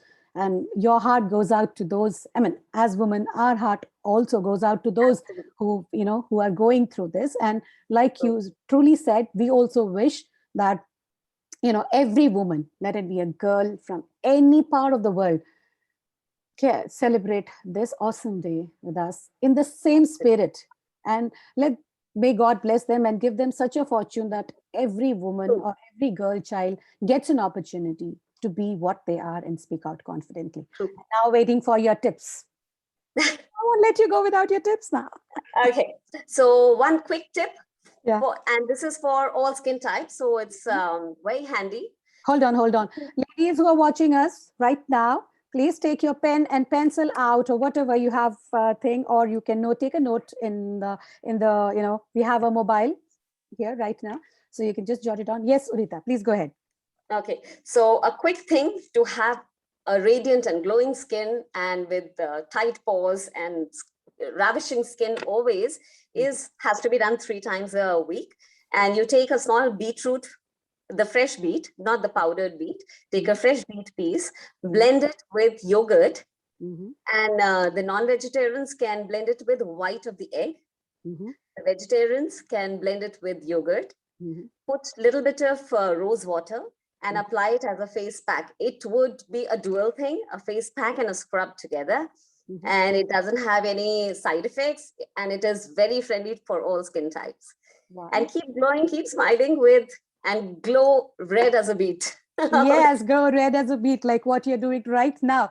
And thank you. May your beauty be eternal. Wishing you a very great success in your work also. Thank you. And Thank you. thank you for sharing this generous tip. Easy and a very handy trip, which all of us can try. Thank you, Uditha, for sharing your extraordinary thoughts on this platform. Equal pleasure being here. Thank Stay you. Stay with us till the end of the program. Absolutely. Thank you so much. And we had one beautician say share her beautiful thoughts and share the beautiful tip. We have another beautician on the panel today, and she is none other than Sanaya Todasani. Where are you, Sanaya? There you are. Here. Hi, let me just spotlight you, darling. Just hold on. Not able to spotlight you. Yeah, there I go. Okay, Sanaya. Hi. Welcome to the show, Sanaya. Thank you so much for having me, Saraswati. It's such an honor. It's so refreshing. It's like a breath of fresh air, just listening to every woman talking out here, different perspectives, different fields, different opinions. It's just beautiful. Thank you. Thank you, Sanaya.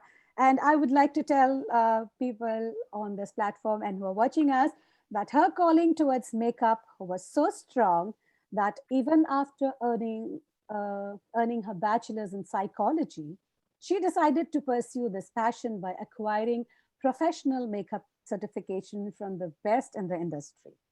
By 2010, she garnered the courage to start her career as a freelance makeup artist.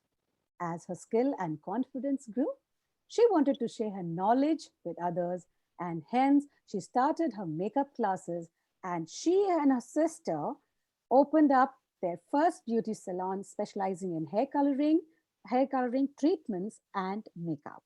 Right, Sanaya? Yes, correct. Welcome on board. Welcome on board. Thank you so much. So let's hear what you have to say. That what is your favorite thing being a woman? See, you are a beautician. You are into beauty.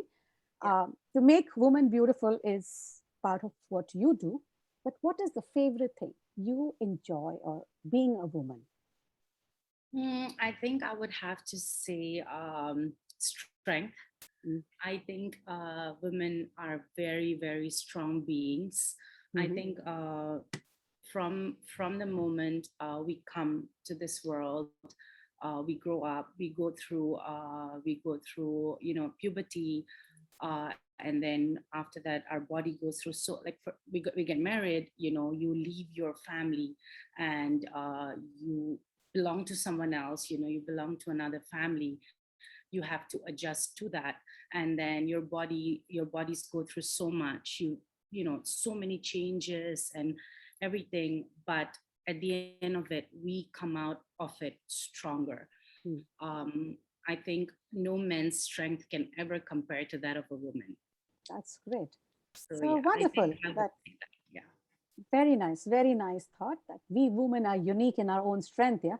Sometimes we fail to understand, like many of us in this platform shared, that we fail to understand what our real strength is. We are the Durga and we are the Kali inside us, right? We need to sometimes understand. We don't even realize it until something happens, until something life-changing happens. You don't think that you have it in you to face that, but at the end of it, somehow you maneuver through that, and you just come out of it stronger. Very nice.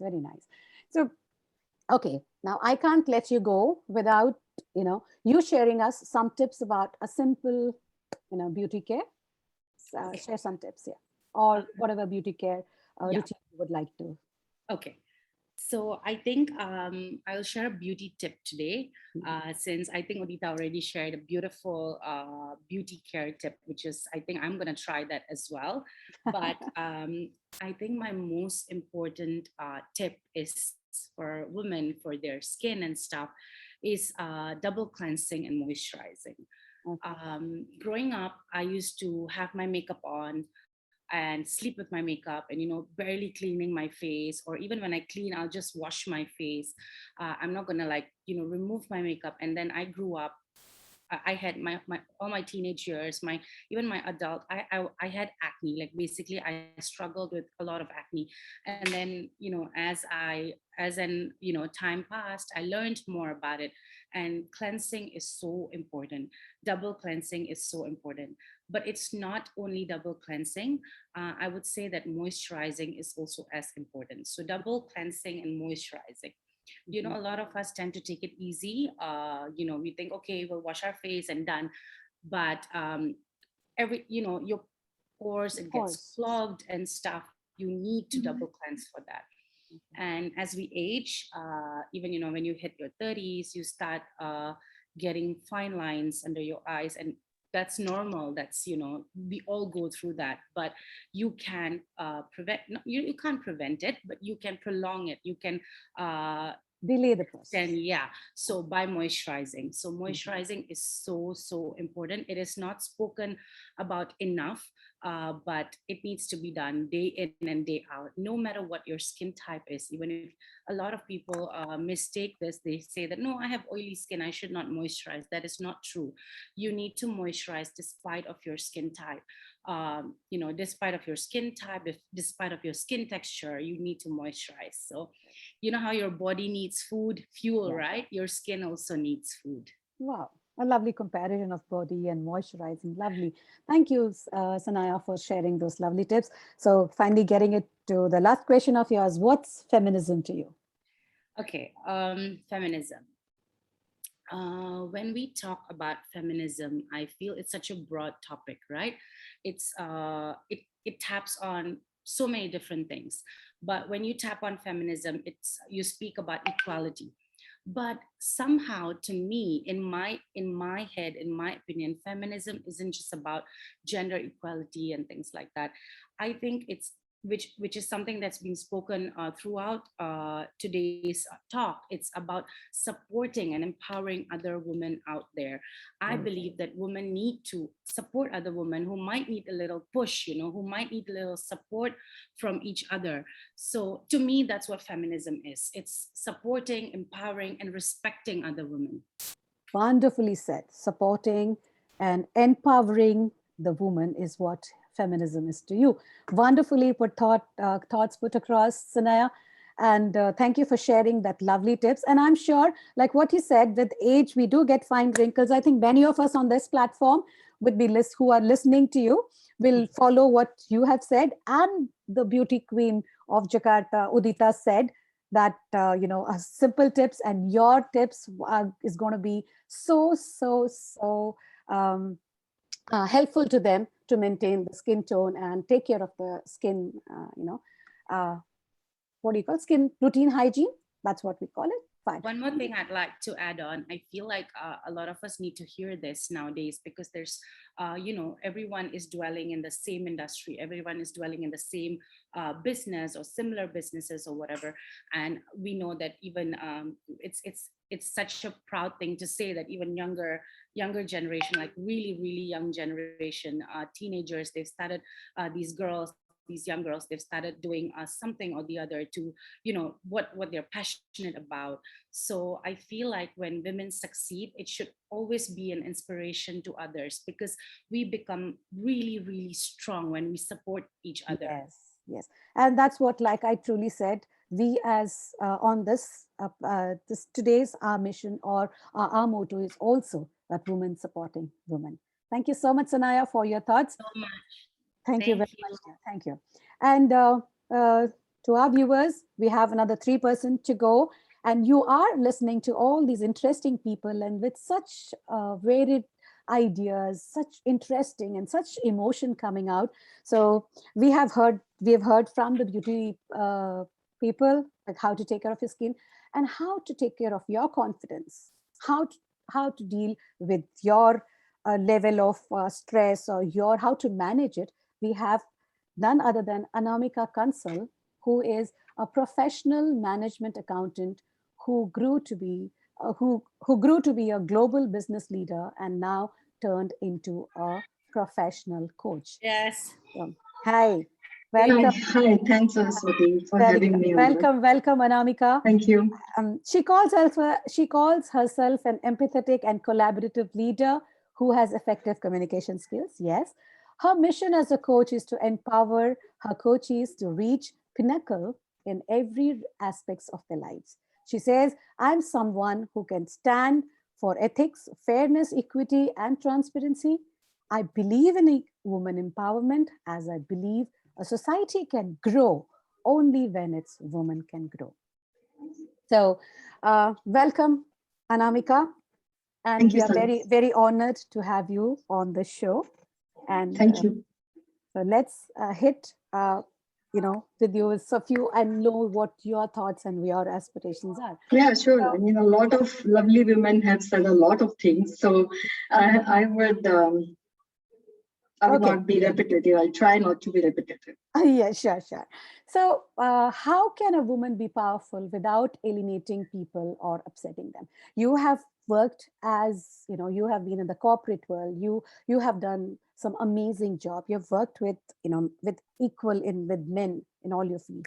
So my question, how can women be powerful without alienating people or upsetting them? As a coach, what do you think? Yeah, I think first we need to understand what does a power mean into a woman. To me, a woman is powerful if she understands her self-worth, if she's able to take her own decisions, if she's able to give opinions, she's able to weigh into the opinions, and she's able to find a seat on the table. So she is a powerful woman in that case. That power doesn't need to upset anyone. Really, if we as women are able to have inclusive approach, for historically, not just in India but in a global world, all over the world, including the Western world, men are supposed to be the protector or the provider of the family. So they're used to being that way, and actually, having women around who are able to share that load or that burden from them is only going to please them. So I think my number one advice or thought would be to be inclusive in our approach as women, whether it is at work or in the family. Share with them the idea, let them take the initiatives forward, be in the backseat with them. So because when the men take the initiative forward for women, and that really completely can be a game changer for this world. Right. So that would be one thing, I think. And from a corporate standpoint, I would say that, making it such a clear-cut policy or making it part of the system, there are many ways to enforce it. But I think the number one thing for us is to match shoulder by shoulder with the men and actually let them lead women empowerment. Because if we as women are safe in our own skin, we are being ourselves, then I think we are being powerful. Right. We don't need to do anything extraordinary there. Right. Very rightly said. So, because you are a coach, and sometimes we see in our workplace, we talk about feminism, we talk about gender parity, and sometimes, a lot of issue comes up where we put ourselves on a very high level than, mentally at least. So what are the most effective ways to counteract negative stereotype of feminism, especially in the workplace? What do you think? And as a coach, what would your approach be to, counteract this negative effect? Yeah, I think, feminism word, the word feminism, it's been stereotyped, as you said, it's been misunderstood for the most part. Feminism doesn't mean looking down the men. It doesn't mean, anything to do against the men or telling them they're bad people or bad species on this world. Yeah. Feminism actually, to me, it goes beyond gender. To me, there is no sexism there, there is no classism there, there is no racism there. So feminism is simply that I'm a feminist and I'm proud to be a feminist. But being a feminist doesn't mean that, I only care for women. I actually care for the society and I want to uplift the whole society there. And being a feminist means being gender equal. And to me, gender equal doesn't mean that I have to see that 50-50 or half and half. For me, gender equal means that opportunities are provided and people are approached based on their skills, their their experience. I'm talking about the corporate world, of course. Pick the people who is the best suited for the role. So right people for the right job rather than having a woman for a job or a man for a job. Right. So to come back to your question, like how to overcome some of these stereotypes, I think in the corporate world, it's really, really, really important for the leadership of the organization to take the onus. And that is even if it's a man. And basically giving that message out to people in the town hall, all hands meet and so on, making some very strong policies wherein, no gender partiality, this way or that way, is tolerated in the organization, sexual harassment, making those policies, implementing, applying those policies with a zero tolerance. In corporates. And of course, there is no rocket science in doing that. And also it's not a foolproof method, because when you're working in a global organization, you're working with various cultures, with lots of sensitivities. The meaning of one thing is different in one country, and then the meaning of the same thing can be really perceived differently in other countries. So I think, just making people understand, bring them on every platform, both men and women, and even other category as well, everyone.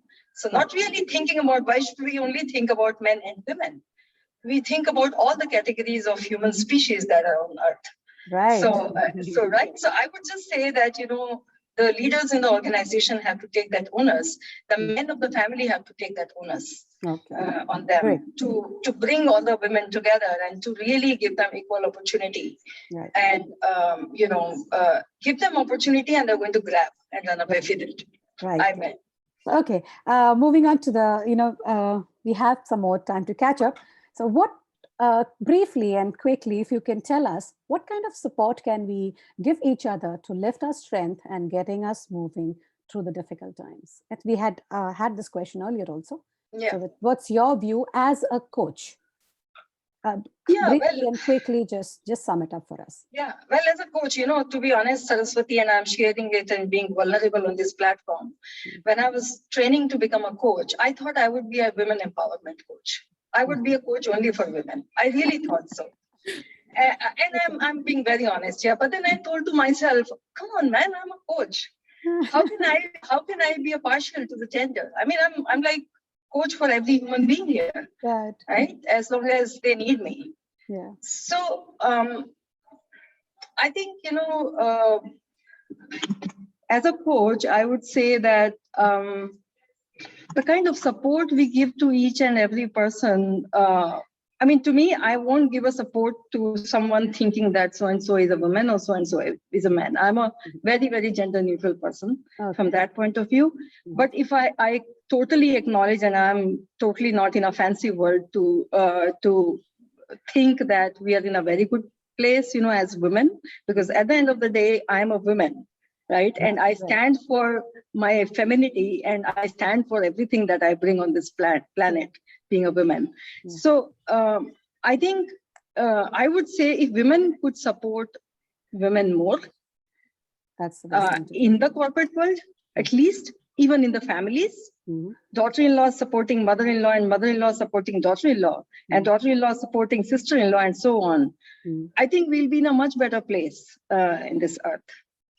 And of course, corporate world is very easy to say that, women supporting women.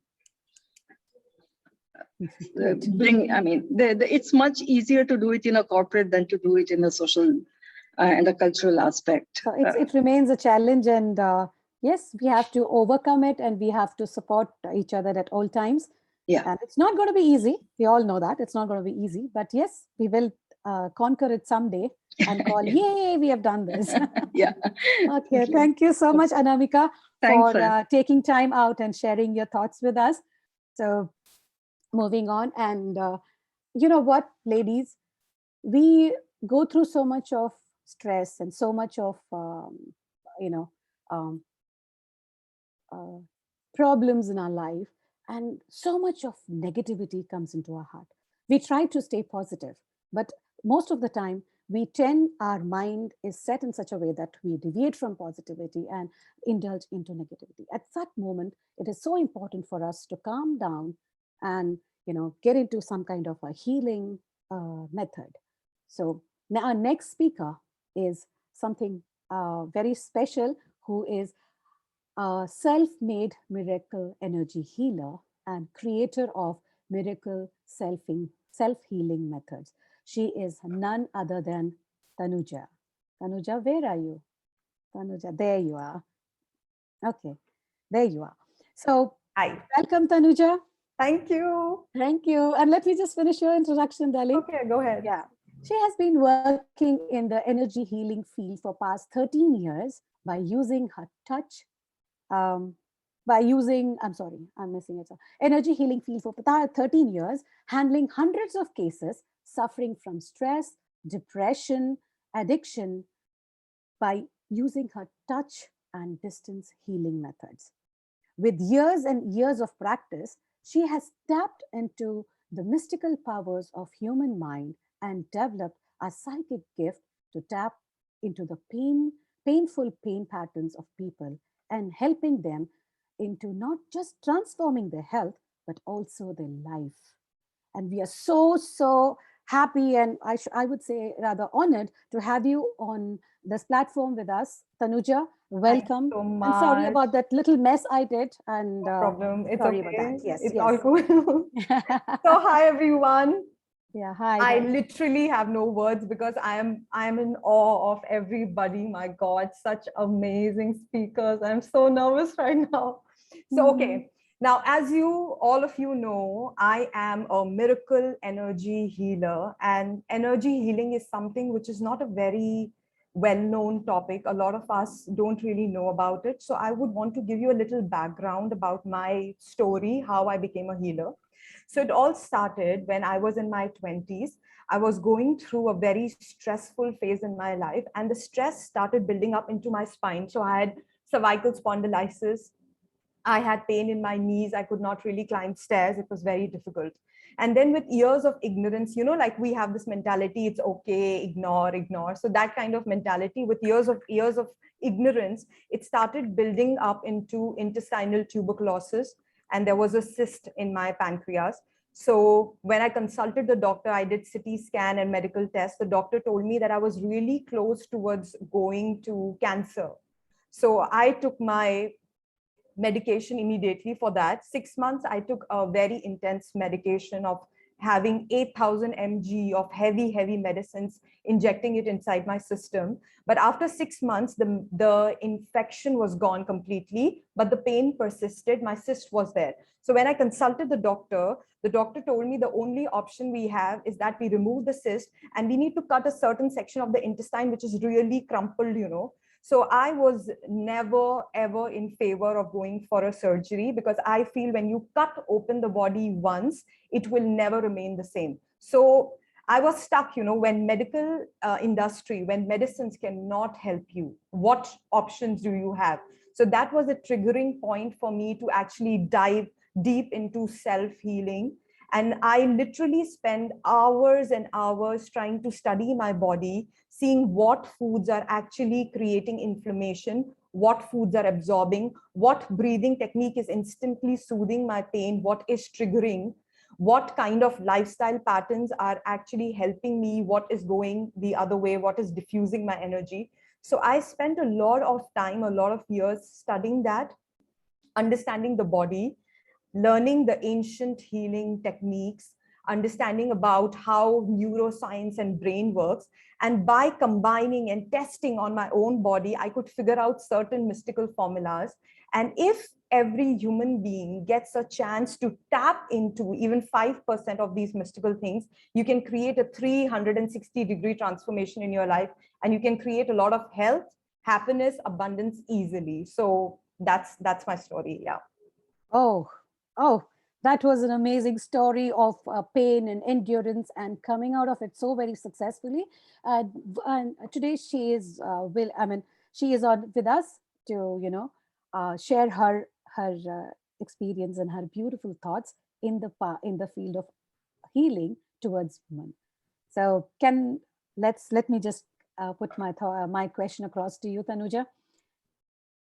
How can you contribute your wisdom, your expertise, or idea to empower a woman in a holistic way?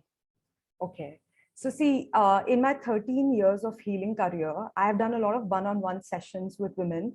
And whenever I'm meeting them, I ask them to fill questionnaire. And I always ask this question, how happy are you in your life? Okay. And I would actually want to ask on this panel, I would ask every woman to actually ask herself, how happy is she feeling right now? If you have to measure your happiness on a scale of 1 to 10. Okay, and just be brutally honest to yourself.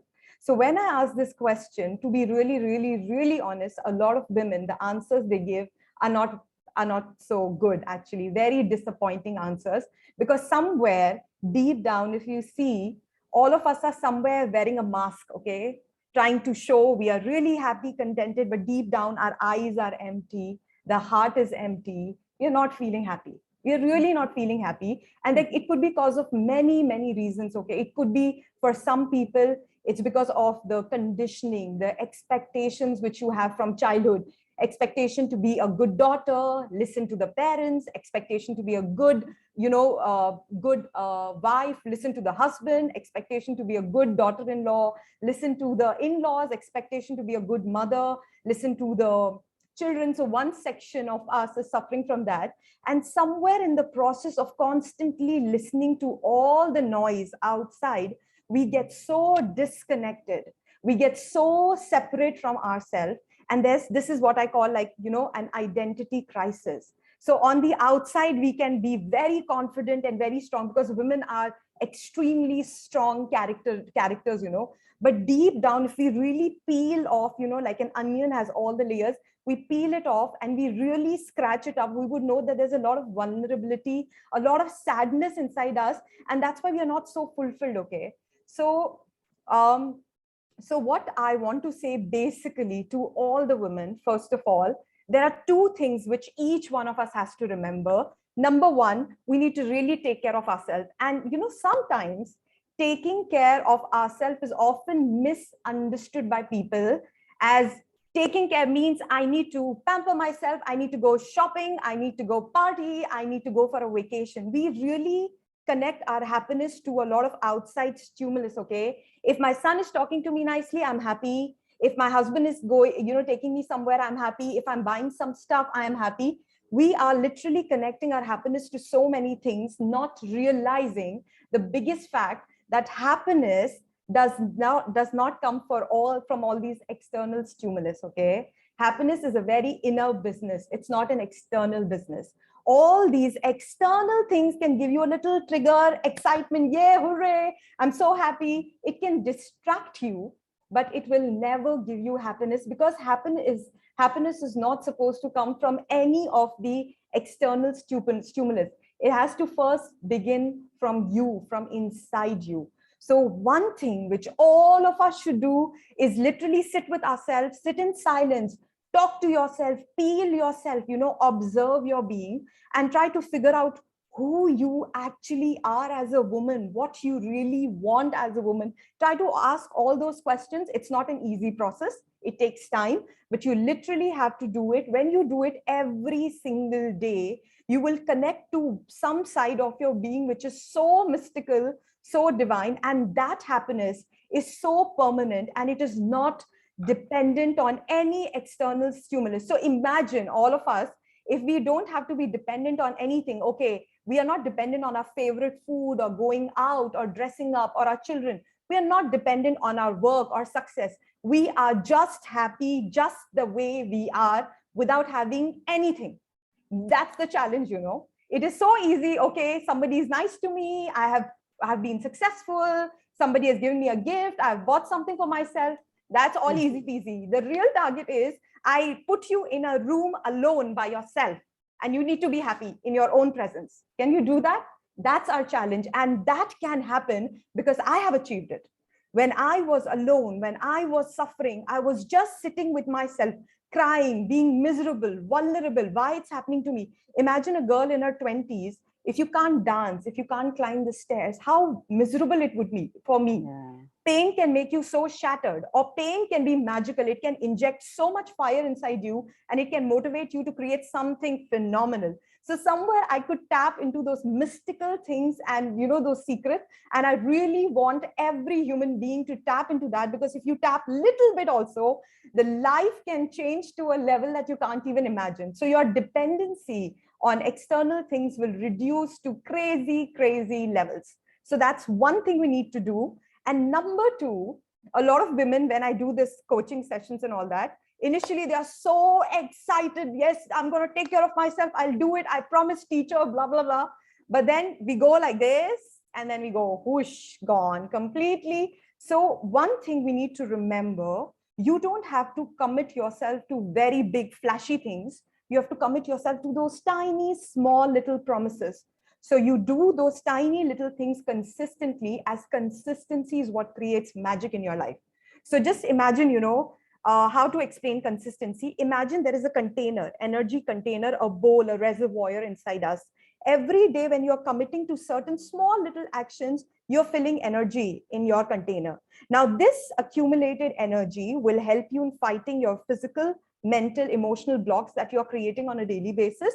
Plus, it will create so much fulfillment and power inside you. That happiness, you know, it's like you're insured. Your life is insured. So two things: taking care of yourself. That's number one. Not being dependent on any external stimulus, just being by yourself. And number two is being consistent, because consistency is what creates magic. That's all.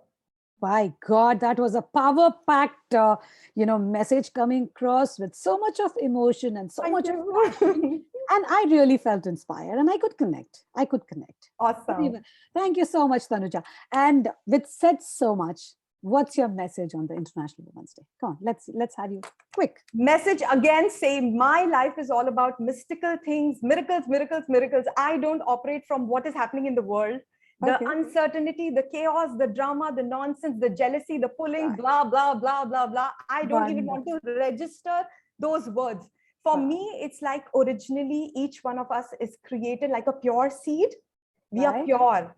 So I know that there is a lot of nonsense happening. We need to protect ourselves, but I don't want any of that to touch me. I want to really be like a lotus flower, which is in the dungeon, in the dirt, but not untouched by all the dirt. Okay. So I would really want for every woman to know that, yes, there is a lot of nonsense and drama, but once you tap into the purity, like when we are born, for 40 days, we are in the mystical space. We are such beautiful creatures, you know, untouched by the dirt. After 40 days, it's like we start understanding, this is my mother, father, relationship, society, blah, blah, blah, blah, blah, and so much of burden. So once you cut down from all that and you just become you, oh my God, you can't even imagine. Alone by yourself, you'll be happy. So me, most of the time I'm alone. I don't meet people. Like there are some people who know me here. Like I'm completely socially like not there, no parties, nothing. But if you see me, I'm so full of life. Like I'm just happy in my own presence. You put me in one room, I'll be happy. You put me in the middle of a problem, I'll still find a solution. So that's wonderful. That miracle power is something, if we trigger, we can be so happy. And this life is supposed to be happy, man. We are supposed to be happy. It's just overflowing now. that happiness is overflowing, I can see. And you have such radiating and glowing skin. No wonder. There is some miracle. Thanks to some makeup also. Thank you some makeup also. Okay, now we will next time we will listen to what the tip was for the yes, makeup. I have so many magical tips. Okay, I'm all ready to share, because I'm, as it is, sharing it on YouTube, Instagram, trying to give whatever, you know. If I can contribute in a little way also, I'll be more than happy. Yeah, it was wonderful, Tanuja, having you on the platform here. And I think you brought in that energy and that radiance. So with that, let's move on to the last speaker, who is the youngest one, who has been waiting so very patiently. And now you brought in the magic healing. And this one, you brought it for the mind and the soul. And next speaker is going to bring that for a body. And she is none other than Khushboo, who is a certified, like, let me spot out Khushboo. Where are you, darling? Just raise your hand up there. There she is. Okay, there she is. And they see that energetic smile. So let's see how the magic can happen in our body with yoga. And welcome, Khushboo, on a on a show. Yeah. So Thank she you so is. much. Thank you, dear. So let me introduce you to the audience. She is a certified Vinyas and Yin yoga teacher trained in Bali. Yoga gave her the ability to really connect and appreciate her entire self like nothing ever before. The practice benefited her physical, mental, and emotional health profoundly. As a yoga teacher, she is passionate in providing a safe space and share her knowledge of practice to others as well, knowing that it would help others enhance their own health, physically, mentally, and emotionally, while also perhaps learning to appreciate and love their own selves like she has been in her own journey. So welcome, Khushboo. Thank you. Thank you so much. So how does being a yoga teacher feel? It feels really great. The fact that I can share my knowledge and the tools that I've learned from my practice, it gives me so much joy and fulfillment. So yeah, it feels amazing. Great. We are also feeling amazing having you on the show. Now, we will be concluding with you as the expert in this on this platform. So how do you feel empowered in your story as a yoga teacher, and how do you feel that? So I would like to share a bit about how I got to where I am today. Yeah. I am an introvert by nature. So growing up, I was super dependent on my parents and my older sister to speak for me. And nothing was on purpose. It was just how it was. Mm-hmm. And it wasn't until 2017 when I realized that I felt lost within. I didn't know my own likes and dislikes. I was constantly seeking out validation. And I hated the fact that I couldn't speak up and talk, and would always compare myself with all the extroverts around me. I had a low self-esteem throughout my childhood, up till university even. Any kind of public speaking was always a nightmare for me. My heart used to pound so fast, my throat would get so dry, and I would just be so nervous. Mm-hmm. And as an introvert, I was always labeled as shy, and people had comments like, "You're always so quiet," or "Why don't you talk more?" So anything that involved me being the center of attention was always very nerve-wracking. Mm-hmm. And so once I started this journey in 2017 with meditating daily, I could slowly see a difference in the way I approached my daily life, and also in the way I spoke towards myself. I moved to Bali in 2018 for my photography career, while also diving deep into my own healing journey through yoga practices, through a variety of meditation practices.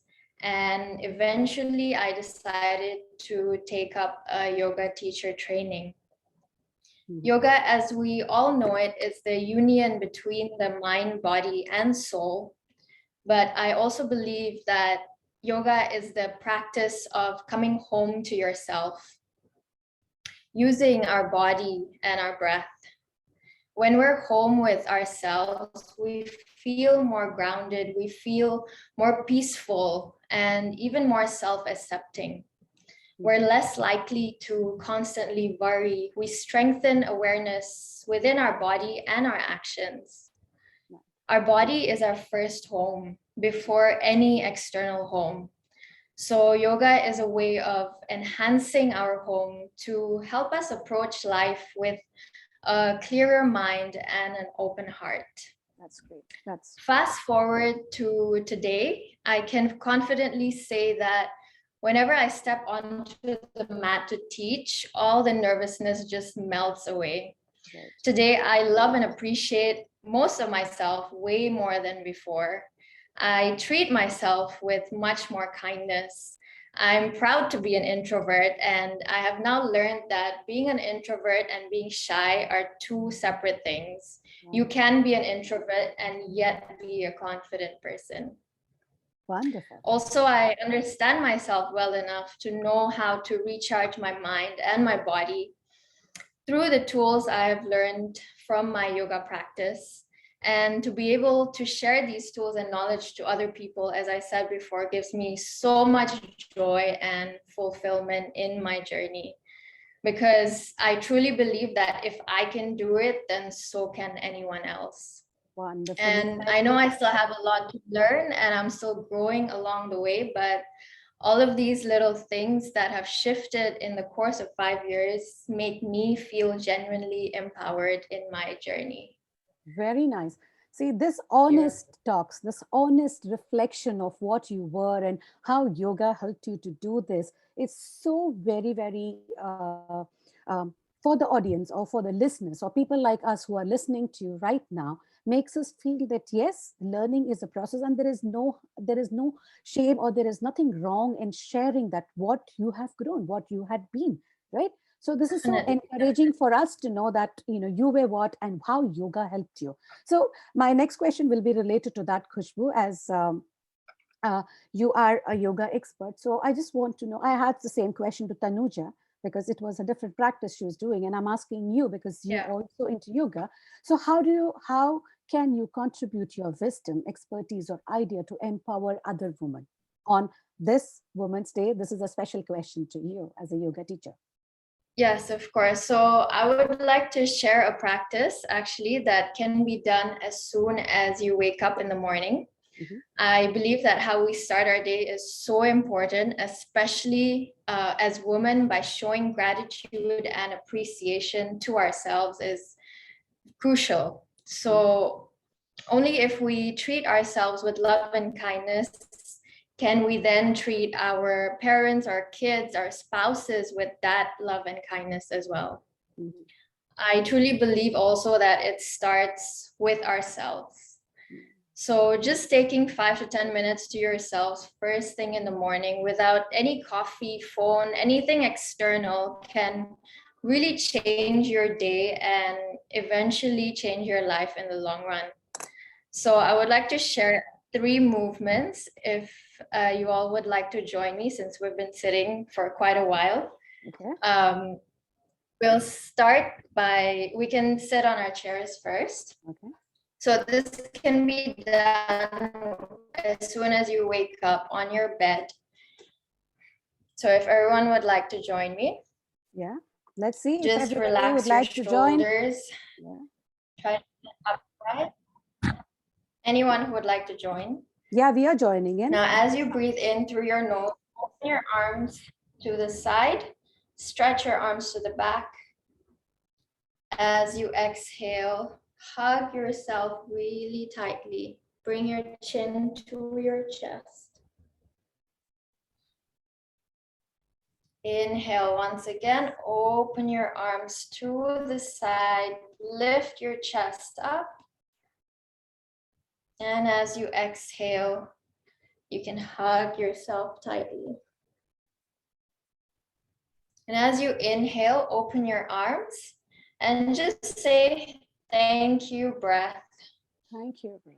And as you exhale, as you hug yourself, just say, thank you, body. Thank you, body. And you can repeat this maybe 5 times or 9 times, however many times you wish. Okay. So that's the first one. And the second one, you can place your one palm on your lower stomach and one palm on your chest. And just take a moment to maybe close your eyes. Bringing your awareness to your breath.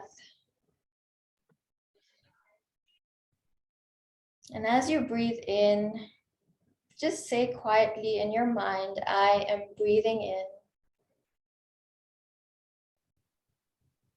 And as you breathe out through your nose, I am breathing out. Inhale through your nose. I am breathing in. Exhale through your nose.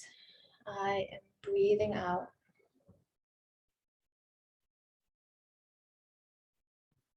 And if your mind wanders to other thoughts, that's completely okay. It's completely normal.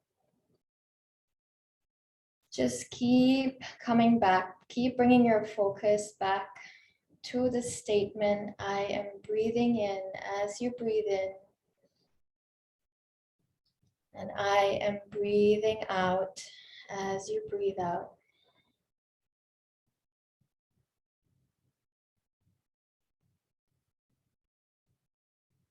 Just a couple more rounds now at your own pace.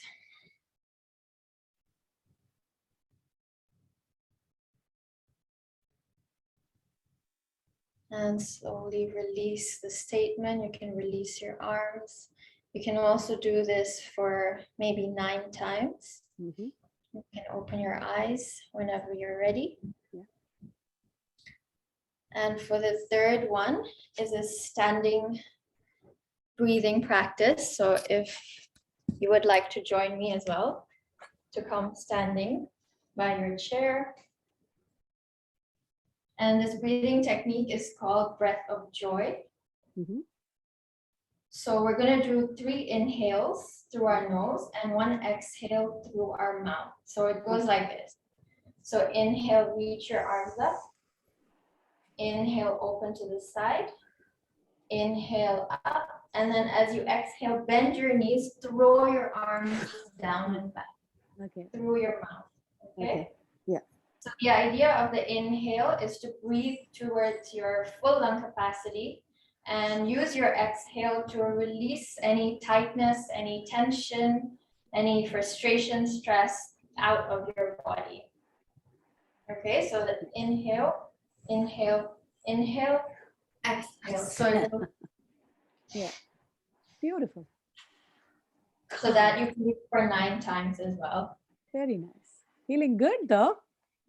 We've been sitting for a long time now, Khushboo. With your practices, the muscles are relaxed. I feel good. Oh, that's wonderful. So that's the wellness. That's the expertise. That's how you feel empowered when you're stressed out, Khushboo, yeah? Yes, exactly. I go to my mat when I'm stressed out. Yes, that's brilliant. I mean, these simple exercises, breathing exercises, you have taught us today. I'm sure people are going to appreciate that. I don't know how many of them followed it, but then it is a very lovely breathing technique you have taught us. And I hope this is going to be helpful to all the women, all the lovely ladies who are listening to us.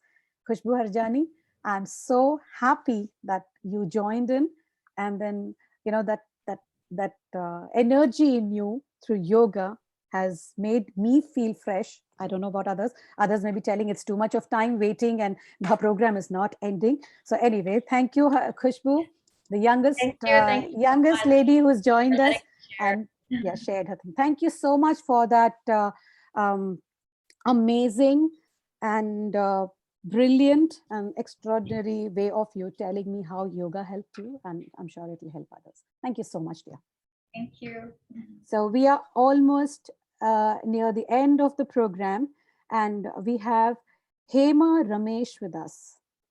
Hema Ramesh, I don't know. Hi, Saraswati. It was such an honor to be here, and awesome and excellent speech from all the lovely ladies today, and excellent. And you know, from the special thing about this is we are listening from various fields, right? So medicine, yoga, you know, mental health, and it's a versatile program. Yeah. So I don't know what to say because everything has been said. Okay. I'll try to be not repetitive. And just one thing, if I want to carry this, if everyone wants to carry this, a woman is called Shakti, right? So we are the personification of Shakti. We are like dynamic force. We are the feminine force of creation. I think like how Uditha and Sanaya and Sanjana, sorry if I'm pronouncing wrong, like how they said, we are our own inspiration. I think everything it's a cumulative thing there. So everything is the essence of how we feel about ourselves and the pride we carry in everything what we do. I think that's the takeaway from this wonderful speech from everyone. And one thing I've observed in my life is when I see some old couples, there's a proverb actually: if a man loses his wife, he loses everything. So that tells you the power of women, how woman is a part of a man and more than anything else in his life. So we are Shakti. Let's carry our pride. And thank you so much for this beautiful program. And I don't know what else to add because everything has been shared. And thank you so much. And all the best for your future endeavors. And thank you so much. Okay, friends, that was Hema Ramesh, a homemaker, mother, teacher, and a dear friend of mine. She is always inspiring, and you heard her say that woman is Shakti. Yes, Shakti is celebrated today. But this day also needs to come to an end, and the celebration also needs to come to an end. So I'm inviting Anushri Sen to give her vote of thanks. So Anushri Sen, she has been my backbone. She has been my support. And I would say everything for the day to happen today. And thank you, Anushri. You are going to give vote of thanks. Before that, let me thank you and all others. And, so that I don't have to say anything after you, right? So yes, my dear lovely friend, thank you very much to you. Yeah, the whole platform is yours. Go ahead. Thank you so much once again. Good evening, everyone. To speak at the end and follow all these amazing women is a tall order, but I will try. First and foremost, thanks to all the wonderful women. First and foremost, I would like to thank the woman behind this event today. So, Saraswathi, Suresh, you are the main woman behind today's event and arranging and organizing this show on the eve of International Women's Day for the second consecutive year. And I would say that almost single-handedly and so effortlessly. A big thank you to you, Saras. It really amazes me. And I'm sure all the people, all the speakers on this platform will agree with me how effortlessly you have managed, and you're managing series after series in other fields too. Having said that, thank you. I would like to acknowledge and thank Mr. Suresh also. Can we have Mr. Suresh in this spotlight, please? Mr. Suresh. Hi, Mr. Suresh. Thank you, Anushri. Yeah, I don't want to be the bull in the China shop. I don't want to be the only man in today's show. The spotlight is all on you, beautiful women. No. It is time for us to see. Yeah. Mr. Suresh is the only man behind this show who silently and single-handedly he manages this show, and because of him, this show is running so seamlessly. So a big thank you to Mr. Suresh too on behalf of all of us.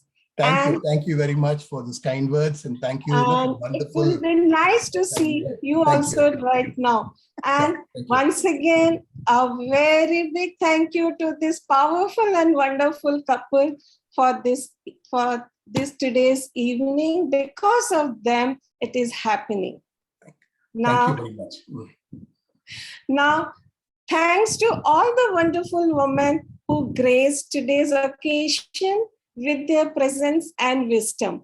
We all are a little richer today by learning from you. Your stories are all unique and one of a kind. To meet so many brilliant ladies, so many talented women from different walks of life and contributing to various parts of society, it is truly commendable. You all are together, you are building such a wonderful society not only for this generation, for the future generations to come. Yeah. A big round of applause and thank you and heartfelt gratitude to all these brilliant women out here taking time out and sharing your knowledge with us. Truly grateful, and it's going to be a memorable event for all of us. Last but not the least, I would like to thank all our esteemed viewers, those who, in spite of their busy time, they have taken the time out and they have tuned in. Without your support, this event would not have been a successful one. I hope you all have enjoyed too. With this note, I would like to wish everybody once again Happy International Women's Day, and here is to celebrating all women. Thank you, everyone, and what a wonderful show once again. And Saraswati, once again, you are the woman behind today's show. You rock. Thank you so much. Thank you, Anu. Thank you, Saras. Thank you so much. Thank you very so much. Thank you, everyone. Thank you, Saras. Thanks, Anushri. Thank you, everyone. Thank you very much. Wonderful meeting all of you. Yeah, it's a pleasure. And I would like to say that it went a little longer than expected, but I think listening to you all, it doesn't happen every day. So many brilliant minds, so many brilliant hearts, so many amazing thoughts on one platform doesn't happen every day. So I think one day it went more than the time expected, but I'm so happy that you all could join in. You all could be there for celebrating International Women's Day. It's worth it. We enjoyed it. Worth it. And never felt the time. We enjoyed. Thank you so much. Thank you so much, ladies. Thank you very Thank much. you. And Okay, good night, we can stop everyone. recording Have a now, and great then day. later, if you want to continue talking, interact, that's fine. But we have stopped. We finished the recording, and